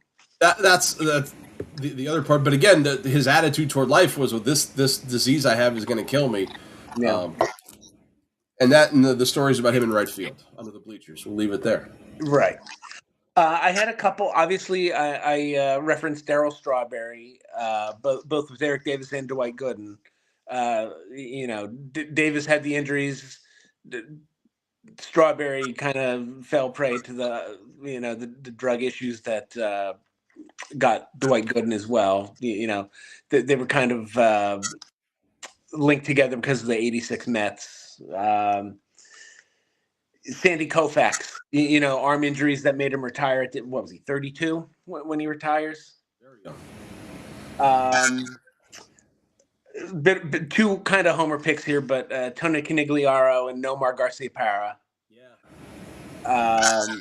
And then one that I thought might be on your list, Thurman Munson. Oh, that's so sad. That's sad though. Yeah. Yeah. But yeah, uh, that was a real bummer of a draft. Way to bring down the vibe, man. Yeah. It's a rainy day. Let's talk about all these people who didn't achieve their full potential. Some soup and cry. So here we go. Cry into your soup, baby. Top 5 time. And it's another one you picked. Yes. You're in charge of both drafts today. Yeah. Well, break it down for us. the Spaceballs sequel released the trailer this week, and so I thought it would be fun. Very excited. Yes. And I thought it would be fun for us to pick our top 5 '80s movies that didn't get a sequel that we think would have interesting sequels. And this, I'm going to tell you right off the top of my head, this was the hardest top 5 I think I've ever had to do. Okay. This was absolutely like, and when you give me your movies, I'll be like, yeah, why did I pick that? I really, really struggled to the point where one of the ones I picked actually did have a sequel. Okay, that's fine. But I erased it. I got a new one in there. So I think I have 5 that fit the bill. And yeah. And I went a step further with some of them. I actually got ChatGPT to write a synopsis of what the movie could be. So, okay. I will go first, as you got the first pick in the draft, and this was a movie that, for its time. First, you have to realize, like, these movies only worked in the '80s because cell phones didn't exist. So I've looked at these through the same kind of lens, where now we have that technology. How can they take what happened in the '80s and revamp it for 2026? And one of my favorite movies from that time, I have to double check. I hope it's an '80s movie. I don't care if it's from '91. I'm going to pick The Burbs. The Burbs is on my list. Hey, so The Burbs, according to AI, 1989, by the way. Cool, it counts. I asked it. I said, please write a cheesy synopsis of what a sequel to the movie The Burbs could be about. So, years after the chaos, life in Mayfield Place has returned to normal. Ray Peterson is older, wiser, and trying very hard not to assume every new neighbor is hiding a trunk full of skeletons.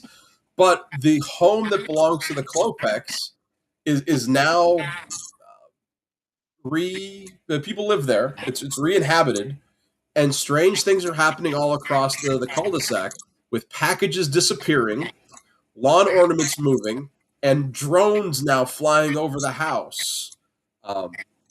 as the group starts to dig deeper because all those guys have to come back. Um, the new neighbors might be running something more sinister based on AI controlled robots and what do they call those? The Roombas, the smart locks. You have all this weird technology now that these people have in their house, so that the neighbors think they're running some kind of weird, I don't know, robot thing. I think that might work. It sounds Okay. terrible, but most of these are going to be terrible. So, and Bruce Dern is still alive. Okay, So we cool. could get a Bruce Dern cameo. Tom Hanks still alive. Corey I don't think you Feldman. get a Bruce Dern cameo. I think he has to star in it. I think he needs a lot of screen time. Let's go. Back in Vietnam, we used to call this kind of thing Bad bad karma. karma. So the Burbs was also on my list. That's good. I think a Burbs sequel would be amazing. I don't know if it would be amazing. That's the thing. I think Tom Hanks is so far out of comedic acting that his comedy now is like Toy Story. By the way, Toy Story 5 coming soon. I'll probably end up seeing Toy Story 5. I'm gonna go. I don't know if this is a favorite of yours, and I'm not. I don't even quite know. I didn't ask AI what a sequel would look like, but the movie Fast Times at Ridgemont High, I haven't seen that movie. which is such an '80s. It's 1982, so it's like it's really like even before the heart of the '80s. But it's like That's Spicoli. Yeah, Sean Penn Spicoli is like a Okay. surfer dude. I've seen TikToks of him ordering a pizza in class. Yeah. That's as far as I've seen that movie. Like life revolves around the mall. It's Jennifer Jason Leigh, Judge Reinhold, Sean Penn Spicoli. Now, in your world, does this sequel happen in the 80s or is it happening now? So, because if it happens now, Spicoli grew up. He can't be that same guy, or can he? Right. So if it happens now, I mean, Sean Penn's like 60. So I don't know if like Sean Penn is now the teacher being annoyed by some like by 6'7". Yeah, by 6'7". He's like, I don't even know what the hell you're talking about. Like, makes sense. Like, it would be funny for Spicoli to be like confused by like modern like meme culture. I could see. Yeah, that's fair. For not knowing the movie, but only knowing him from the pizza thing, sure. You need to see Fast Times. It's a classic. You need to see Fast Times. I believe you.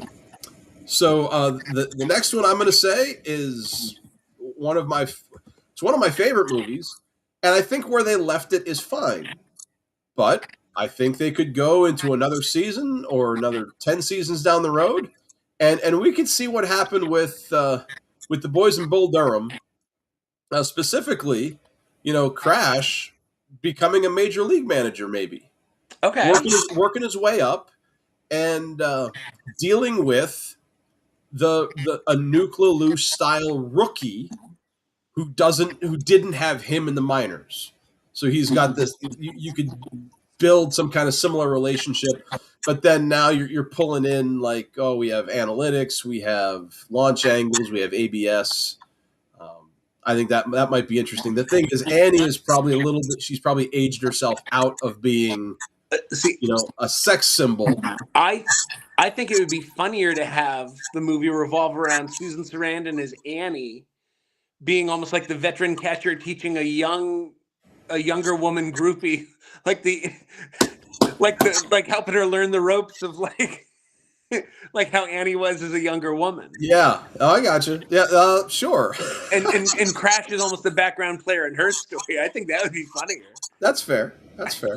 Yeah, I didn't need AI to write that story though. Bull Durham's a good one. I'm gonna go with a movie that was like a huge cultural movie when it happened, and you barely hear anything about it now, almost 40 years later. But just because of how, like, the format of how the movie was made, it could be told with a completely different human cast, and that's Who Framed Roger Rabbit. Okay, Who Framed Roger Rabbit is also on my list. Yeah. So I think what we ran into is the fact that a lot of '80s movies that were good got sequels. Right. So Yeah.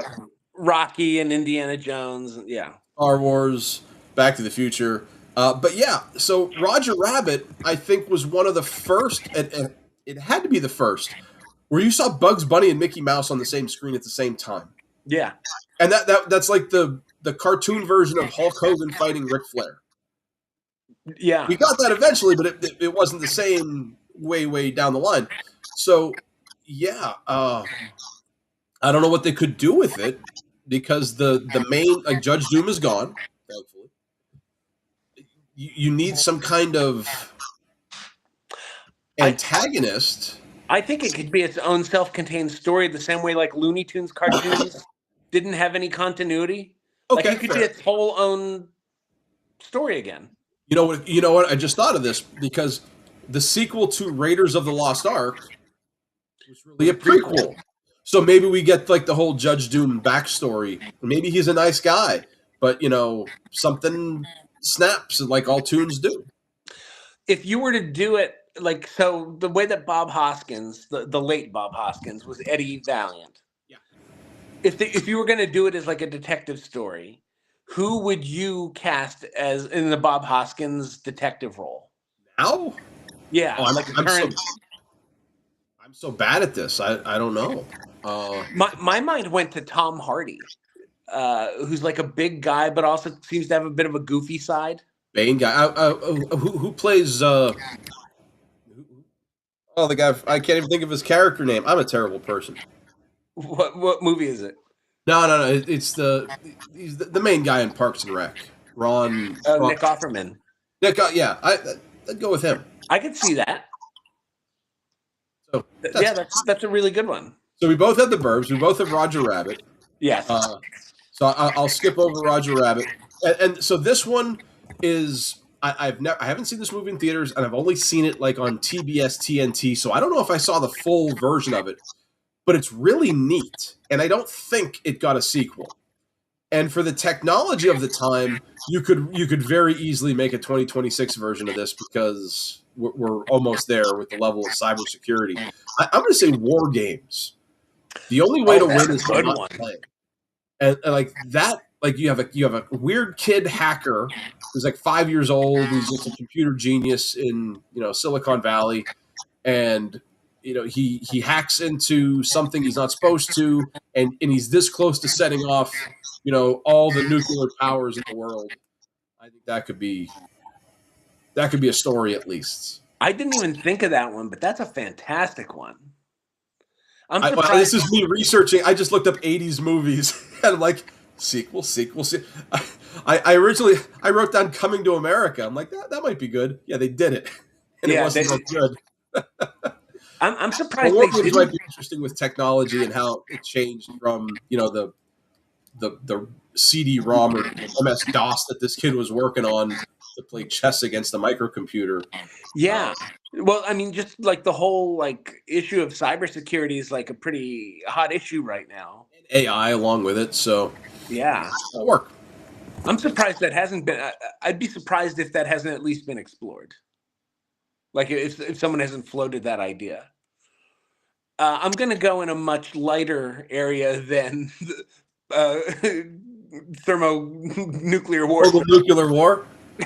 What could be lighter than that? I'm going to go with, I don't know if you ever watched the movie Say Anything, the movie that's famous for John Cusack holding up the boombox. All right. I know that scene, but no. So it's not just that scene. There's a good movie that's around that scene. You mean that's not it? Right. It's just 2 hours of him holding up a boombox playing. Like she's there like at the window like, oh, you made a whole mixtape then? Oh, okay. I guess I'll just stand here and watch you hold a boombox. And John Cusack's like, I love you. And she's like, yeah, I got that from the mixtape. Thank you. What's the next song? Firehouse, yes. Say Anything's a really good movie about like two teenagers and like their first love. And it ends in a very uncertain place where like she's like the class valedictorian and he's like kind of a weirdo.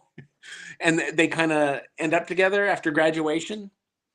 And I think it would just be interesting to see where John Cusack and Ione Skye ended up. And it was a movie that was written and directed by Cameron Crowe, who did like Almost Famous and Jerry Maguire. So he's certainly a writer who is capable of going back to those characters. It would just be nice to see what he'd come up with. Fair. Good deal. It's another one I hadn't seen, so um, doesn't help. So my number five is completely cheating because it's not really a movie, but it's a movie. It's one of those things. I think it got a theatrical release, but it's something that I could have seen another 2 hours for. And since they didn't kill the villains, you can always just make a new movie out of it. When He-Man meets his sister She-Ra, they made a movie called The Secret of the Sword, and I could have watched more He-Man movies growing up. This was really just me struggling to find a fifth '80s movie because I was not going to say the one movie in the '80s that didn't get a sequel that it doesn't need one. Leave the Goonies alone. I was not going to say Goonies. Good, because that's when I hear about remakes and reboots. Oh, we're going to reboot the Goonies. No, leave the Goonies alone. No, I don't need to see Mikey grown up. I don't need to see his kids go on a Goonie adventure. That would that would be bad. no, the movie that, and I thought this might be another one that was common to our lists. But the movie that it was the first one I wrote down actually was E.T. Yeah. When did ET come out? Was that 84? 82. 80? Oh God, yeah. So I'm 4 years old. I I I watched the movie. I didn't understand it. I watched it again later, and it was a great movie. I remember more about the Reese's Pieces and like the commercials that ET was in, and Yeah, the awful video game that ET was in. Um, I remember every house that you went to between the years of like 1982 and 1992 had the ET VHS either like on the VCR or somewhere in the living room. Like every suburban house between those years came with a copy of ET, even if you didn't have a VCR. and if you've never seen the movie, you definitely know the trademark slogan from it is ET phone home. Yeah. So Um, I don't know. I just think there are, some interesting things that could be done with ET. I guess that's fair. I was never a big ET guy. I'd rather see an Alf movie. I would If, one if we're thousand percent watch an Elf if movie. we're talking about aliens and we're talking about extraterrestrial life forms, give me some Willie Tanner, I guess. Can we do a mashup where ET and Alf meet? Sure. I don't see why not. That sounds like something for AI. We we definitely have time for that later down the line. Uh, but I mean, that is a great segue to at least introduce or remind you that at one time you had requested a an AI rap song. You remember this? Of course. I've thought I of little else. I I will use this time now to share with you. I have to load it up here. Give me a second. I am so excited. Oh my goodness. Oh, which account is it in? I know I had it. I didn't get a chance to.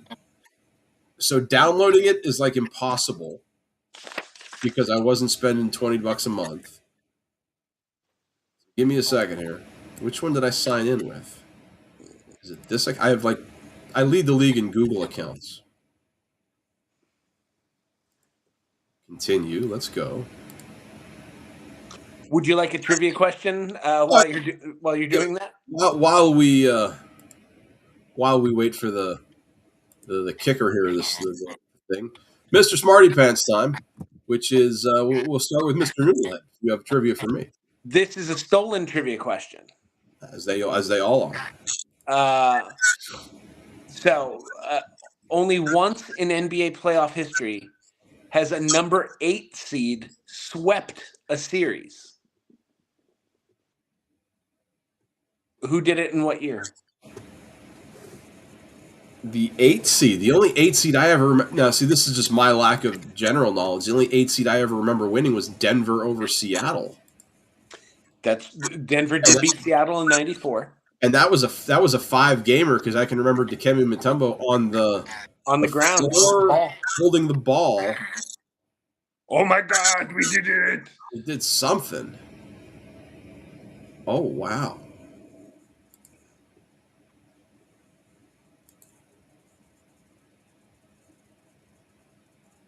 Yeah, I could sit here for an hour and a half. I got nothing. So you'd like the answer? Oh yeah, I got nothing. So it's a bit of a tricky question because it wasn't a first round series where it happened. In 1999, the Knicks were an 8 seed who beat the Heat in the first round, and then in the second round swept the Atlanta Hawks to go to the Eastern That's Conference Finals, and then oh, advanced to the finals where they lost to the Spurs. wow. Yeah, zero chance there. I tricked Zero, you. zero. You did. Oh, I forgot about it. For you, list wise, earlier in the show we talked about the Michigan football spring game, and because the maize team beat the blue team, one could say Michigan beat Michigan. But there are 9 teams in the world of college football that Michigan has never beaten. 1, 2, 3, 4, 5, 6, 7, 8, 9 teams. How many of the 9 teams can you get? Oh boy. So this isn't like a trick where it's a team they've never played. It's a team they've played and they're 0 and something against. Well asked. Yes, the teams they have a losing record against with 0 wins. Okay. So they have played them. I So didn't they even have think at least a about loss and or tie, but no wins. I will tell you there are no ties. Okay. They're all they're over and there's only losses. Ooh, 9 of them.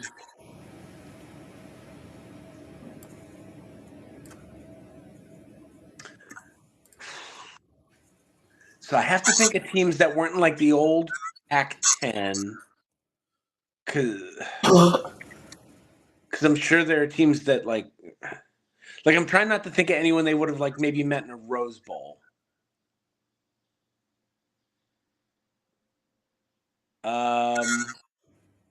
Am I on the right track with that?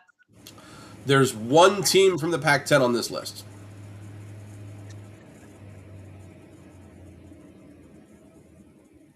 Arizona. You're very close. Not Arizona, Okay. but geographically you're very close. Pac-10 close to Arizona.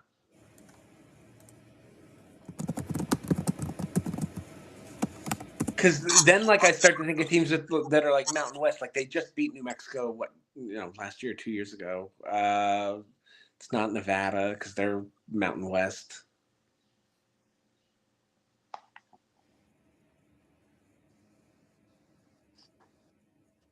They're So it's a currently not. the Pac-12 team that I'm thinking of is not currently in the Pac-12. They're currently in the Big 12. Not currently in the. All right, let me do.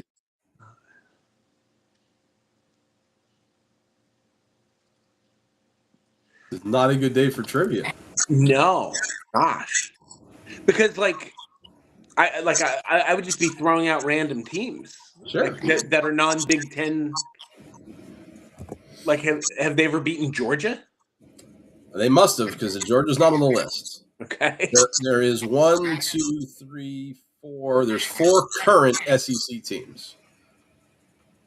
One we just played last year.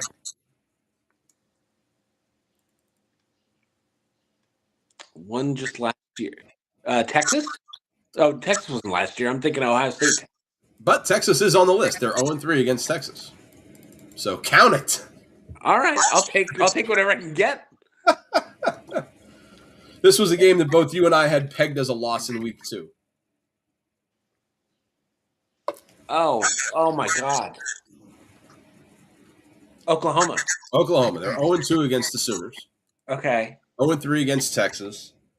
Yeah, The other two I teams. really had to dig even to remember, like, who did they? And then I remembered, yeah, okay. Oklahoma. The other two SEC teams are 0-1 against, and one of them I think was the Citrus Bowl. I think I remember that one. The other one, I don't even remember the loss against these guys. South Carolina? Not South Carolina. Ole Miss? Very close to Ole Miss. Mississippi State? Mississippi State, they're 0-1 against. Okay. And the other one,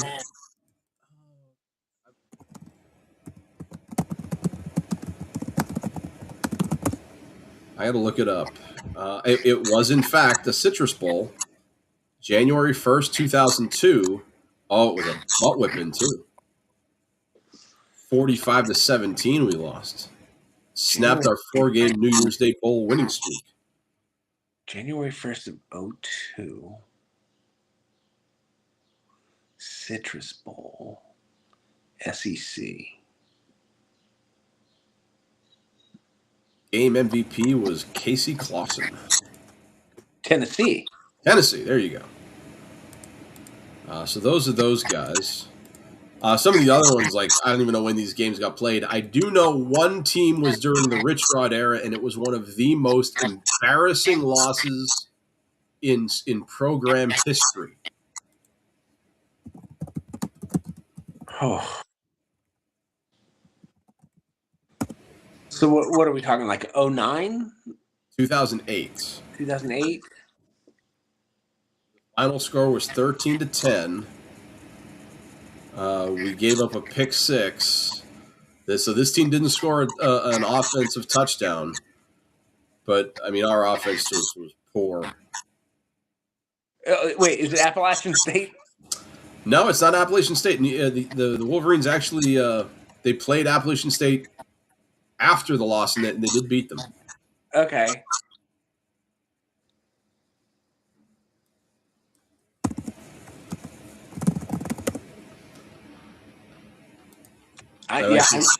This is one of the worst schools football-wise anywhere. They've played 64 seasons, and they've got 436 wins. And back in 2008, they were 3-9. And one of those three was against us. Coming off of back-to-back 5-7 seasons, the Toledo Rockets. I almost said UConn for some reason. I was like, maybe it's UConn? Oh, we played UConn in the Harbaugh era, and I think we beat them 85-0. That was a great game. Yeah, I was trying to think of, like, historically bad. Okay, so Toledo. Yeah, Toledo's and so the other Pac-10 team, Pat Tillman went to school there. Oh, Arizona State. Arizona State was close to Arizona. Yeah, it sure is. The other I don't even know when to give you clues when we lost to them, but Kansas State is 1-0 against Michigan. Okay. Texas Christian, TCU, is 1-0 against Michigan, and some school named Wesleyan. It's just Wesleyan. That's what it's listed as. So, UM versus Wesleyan football.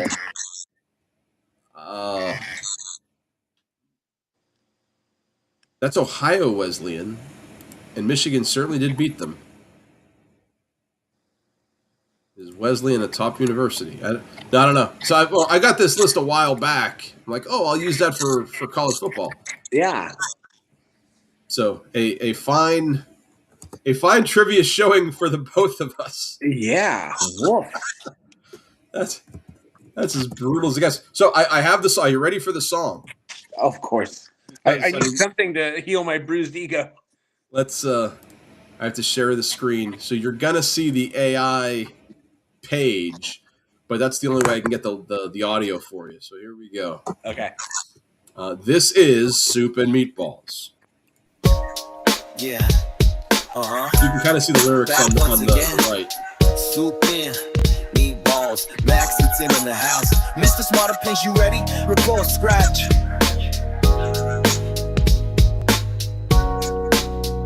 was supposed to be record scratch, but they actually said the lyrics. Every single week, yeah, you know we bring heat. Two God, one mic, conversation can't be beat. Max got the takes and Tim got the brain. It's the smarter pants dropping trivia like rain. Top 5 list, yeah, we stir the pot.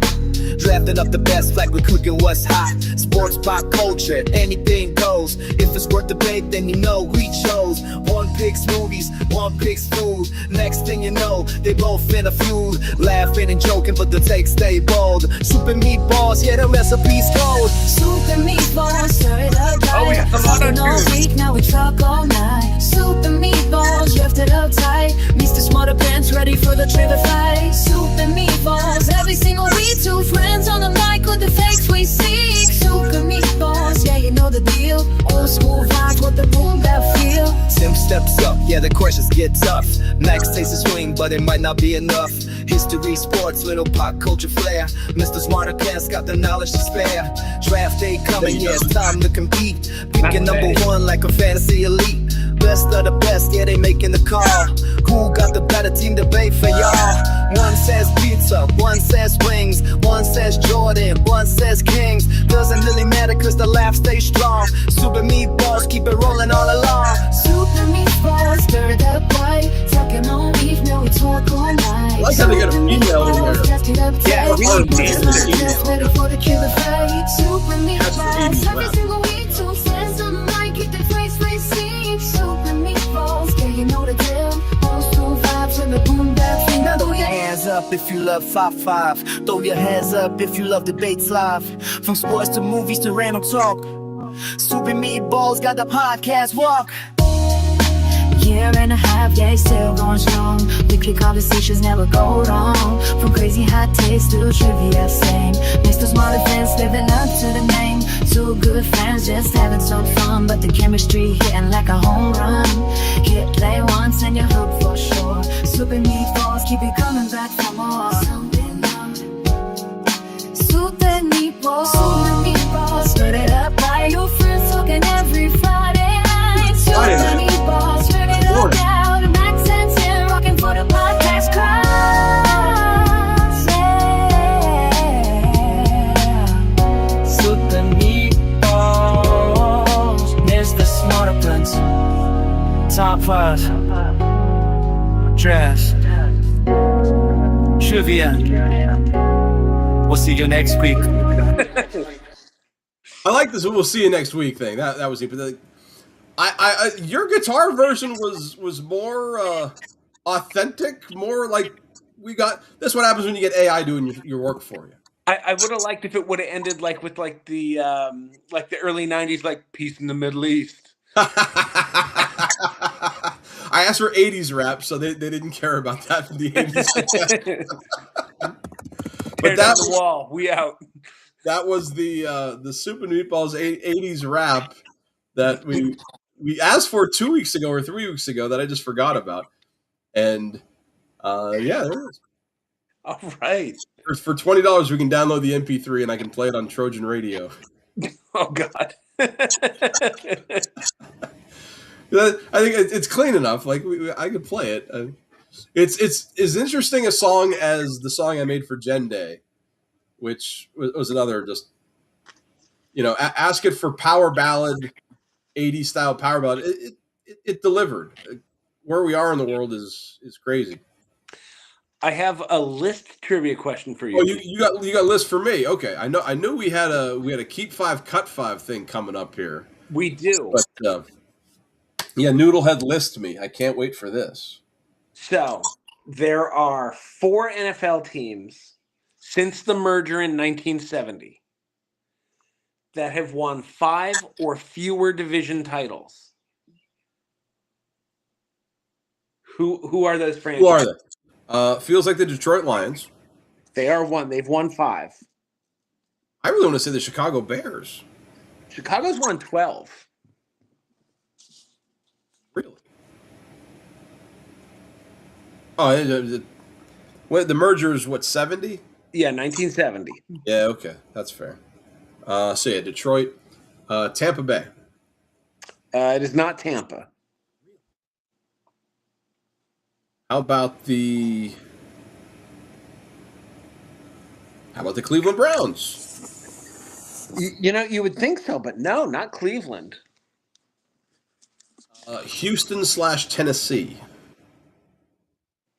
It is not Houston/Tennessee. Oh my God, I'm terrible at this.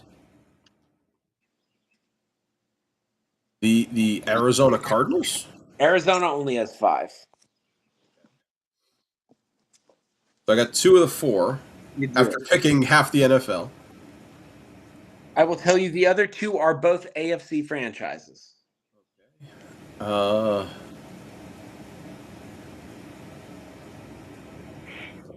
Angeles/Oakland. No, not the Raiders. I'm gonna take one more guess before I officially say like I've guessed almost all of the AFC teams. So it's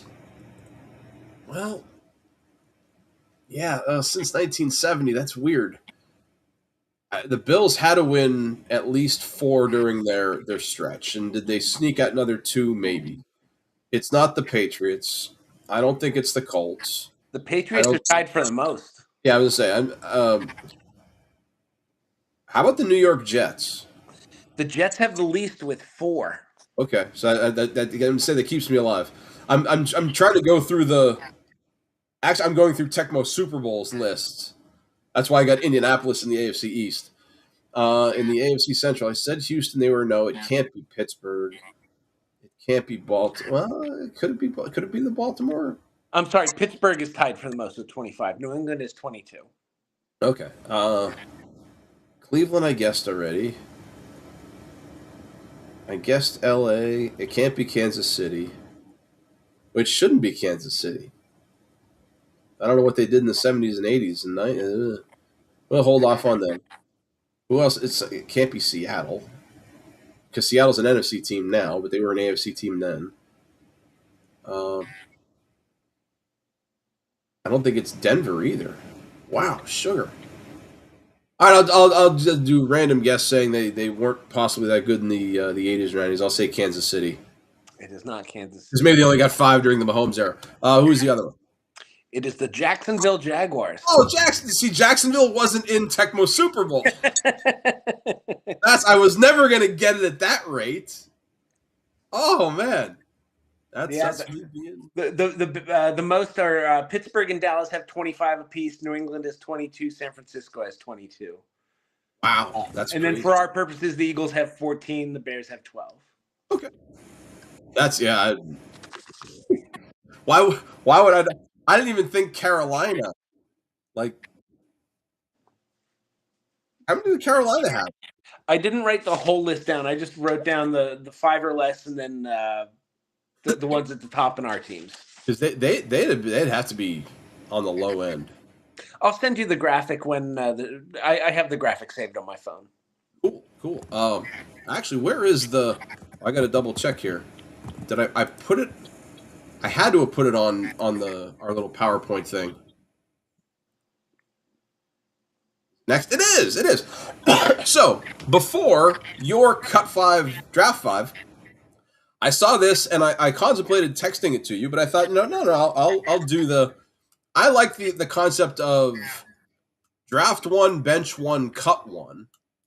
But this is kind of in that same vein. This is the draft your all-time 1980s outfield with $10 to spend. Okay. So the thing is, you can only take 1 player per position. You can't take 3 center fielders. Not that you'd want to. I have mine listed. I know what I spent and who I took. Who would your $10 outfield be? Okay. I'm going to have to really get close here and lower my glasses. Let's see. I don't know if I can make it bigger. That's what she said. I'm going to take...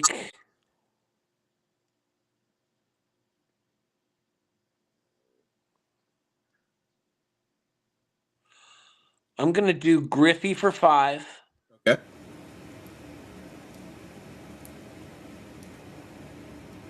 I'm going to do...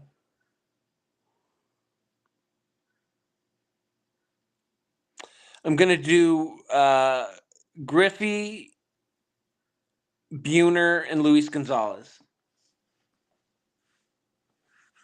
That works. That's I'm just checking your math. That's absolutely fair. Um, I think if I were going to put this together and I wanted to cheat, I would take Barry Bonds, Ken Griffey Jr., and myself because that would be And a you would just zero. wage your salary like the Yeah, I mean president? I'd be zero. I ended up taking Barry Bonds, Bernie Williams, and Brian Jordan. Oh yeah, that's a good one.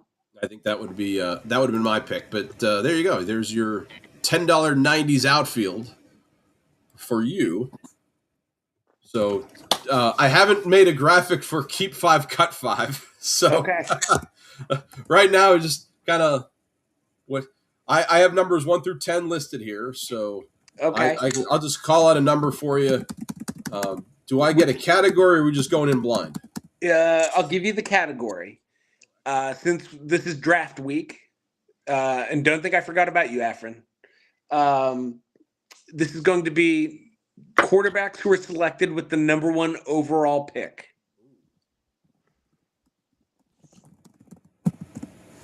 Well, let's take with the number 1 overall pick. Let's take number 1. What do you know? It's Caleb Williams. Oh boy. So he's a work in progress, and we've seen what he can do with Ben Johnson with an offensive coach. It's going to be interesting to see what he can do with the wide receiver room depleted a little bit going into the draft. Who knows what they come out of the draft with? But I will keep Caleb Williams for now. All right. That's fair. So let's go to the other end of the spectrum. Let's go to number 10. Number 10, a player with an interesting career, Mr. Sam Bradford from Oklahoma. He's won a Super Bowl, but when you think number 1 quarterback, does Sam Bradford? Is he the one that pops out and is like, wow? I mean, I want him. He played in Heisman Philly. I had the Sam Bradford experience. I'll cut Bradford. I mean, they're all number 1 quarterbacks. So they're probably relatively good until you give me Jamarcus. But let's cut Sam Bradford. Let's right. split the difference. We'll go to number 5.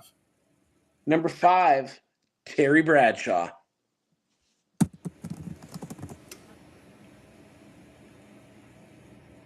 It's the product of the era. It's the product of the team. I think Terry Bradshaw's 4 Super Bowl rings are slightly overrated. They were a defensive monster. Franco Harris behind him. I'm cutting Terry Bradshaw, not feeling bad about it. Ooh, okay. Yeah. So that's 2 cuts, and we've kept Caleb Williams. Yeah. I've cut Terry Bradshaw, Hall of Famer, and kept Caleb Williams, who's 1 playoff win. So let's go with number 7. Number 7, the always enigmatic product of the Big Ten, Jeff George. Oh my gosh! Oh, Jeff George. Oh, geez. Listen, I won a Tecmo Super Bowl championship with Jeff George. Bradshaw may have 4 rings, but Jeff George was one time the single season, I believe it was for 1997, led the league in passing yards. So nothing to sneeze at. Yeah, I mean, if I cut Terry Bradshaw and I keep Jeff George, that's really awful. So let's cut Jeff George. All right. So I got to keep the next guy almost certainly. So that's 3 cuts and 1 keep. Yeah. Let's go with number 4. Number 4, I have a sneaking suspicion what you're going to do with this guy. It is Peyton Manning. Yeah, let's keep him. Yeah, all-time leader in a lot of stuff.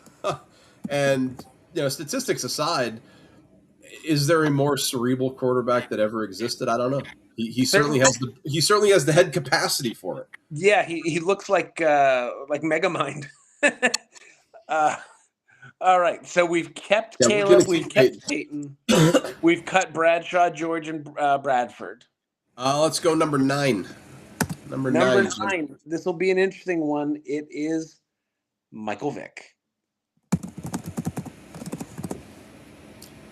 Man, I mean, if we did what ifs about football, what if he just wasn't a disgusting human being? Yeah.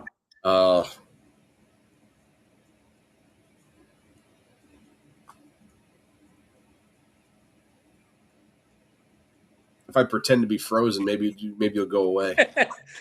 Oh, geez. Oh, so if I cut him because of just my personal feelings about him, For reasons, sure. one cut left. If I keep him, that means I have two. I can split. Listen, before any of the news hit, he was an amazing athlete. He wasn't a great quarterback. He was an amazing athlete, and he was an above average quarterback. And a winner. He went to an NFC Championship game with the Falcons. So Philadelphia gave him a second chance. I'll give him a third chance. I'll keep Michael Vick and feel awful about it. You are a terrible human being. Okay. I don't disagree at all. I feel terrible for it. But strategically, I'm going to keep the two. I'm going to go 2-2 now. So speaking of 2-2, let's go with number 2. Number 2 is Troy Aikman. Hall of Famer, 3 rings, great announcer. He's like the Terry Bradshaw of the 90s, though. He really is. But yeah, I'll keep Aikman, I guess. Okay. He's a light keep, though. He's a loose keep. So let's go number 6. Number 6 is Vinny Testaverde. Vinny Testaverde is a great career. Yeah, he's 40,000 career yards. Definition compiler. He played on 12 different teams. Yeah, I mean Tampa Bay, Baltimore, New York. A lot of success in New York.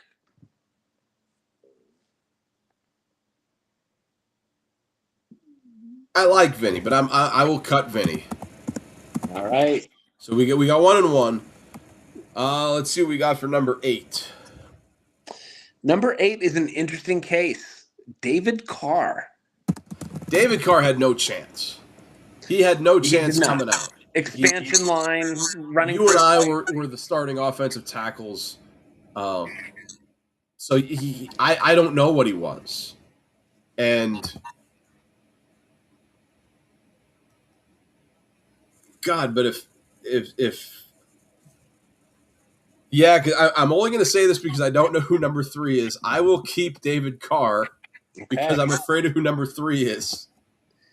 Your fears are well founded. It's Jamarcus Russell. Jamarcus Russell is one of the worst Mr. Purple Drank himself players ever. And he just came out. He was in the news, wasn't he, recently about he don't said, call me a bust. Me a bust, I'll bust you in the mouth. Yeah.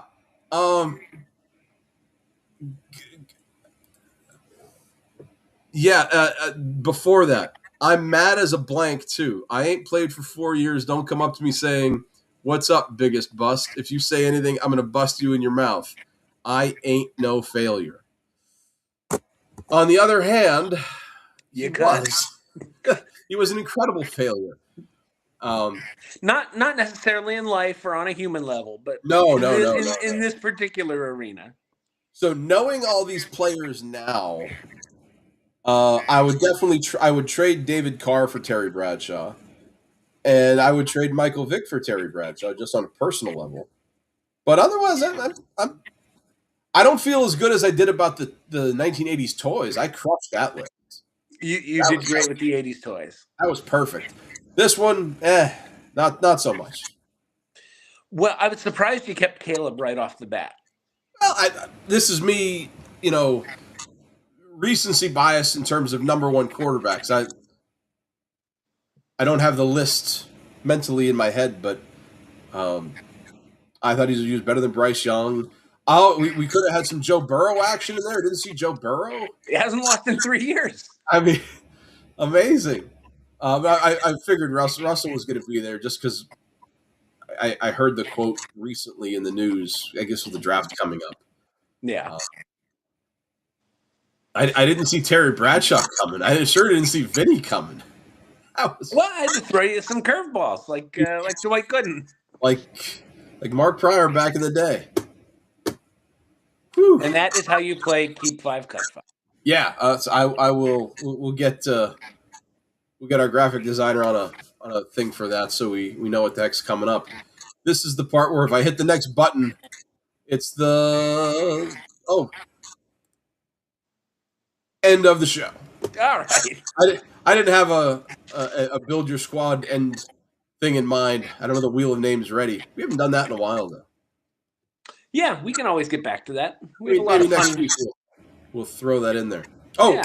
I did have a mental idea before I remembered about the '90s outfield. The draft, the keep one, bench one, and cut one for you.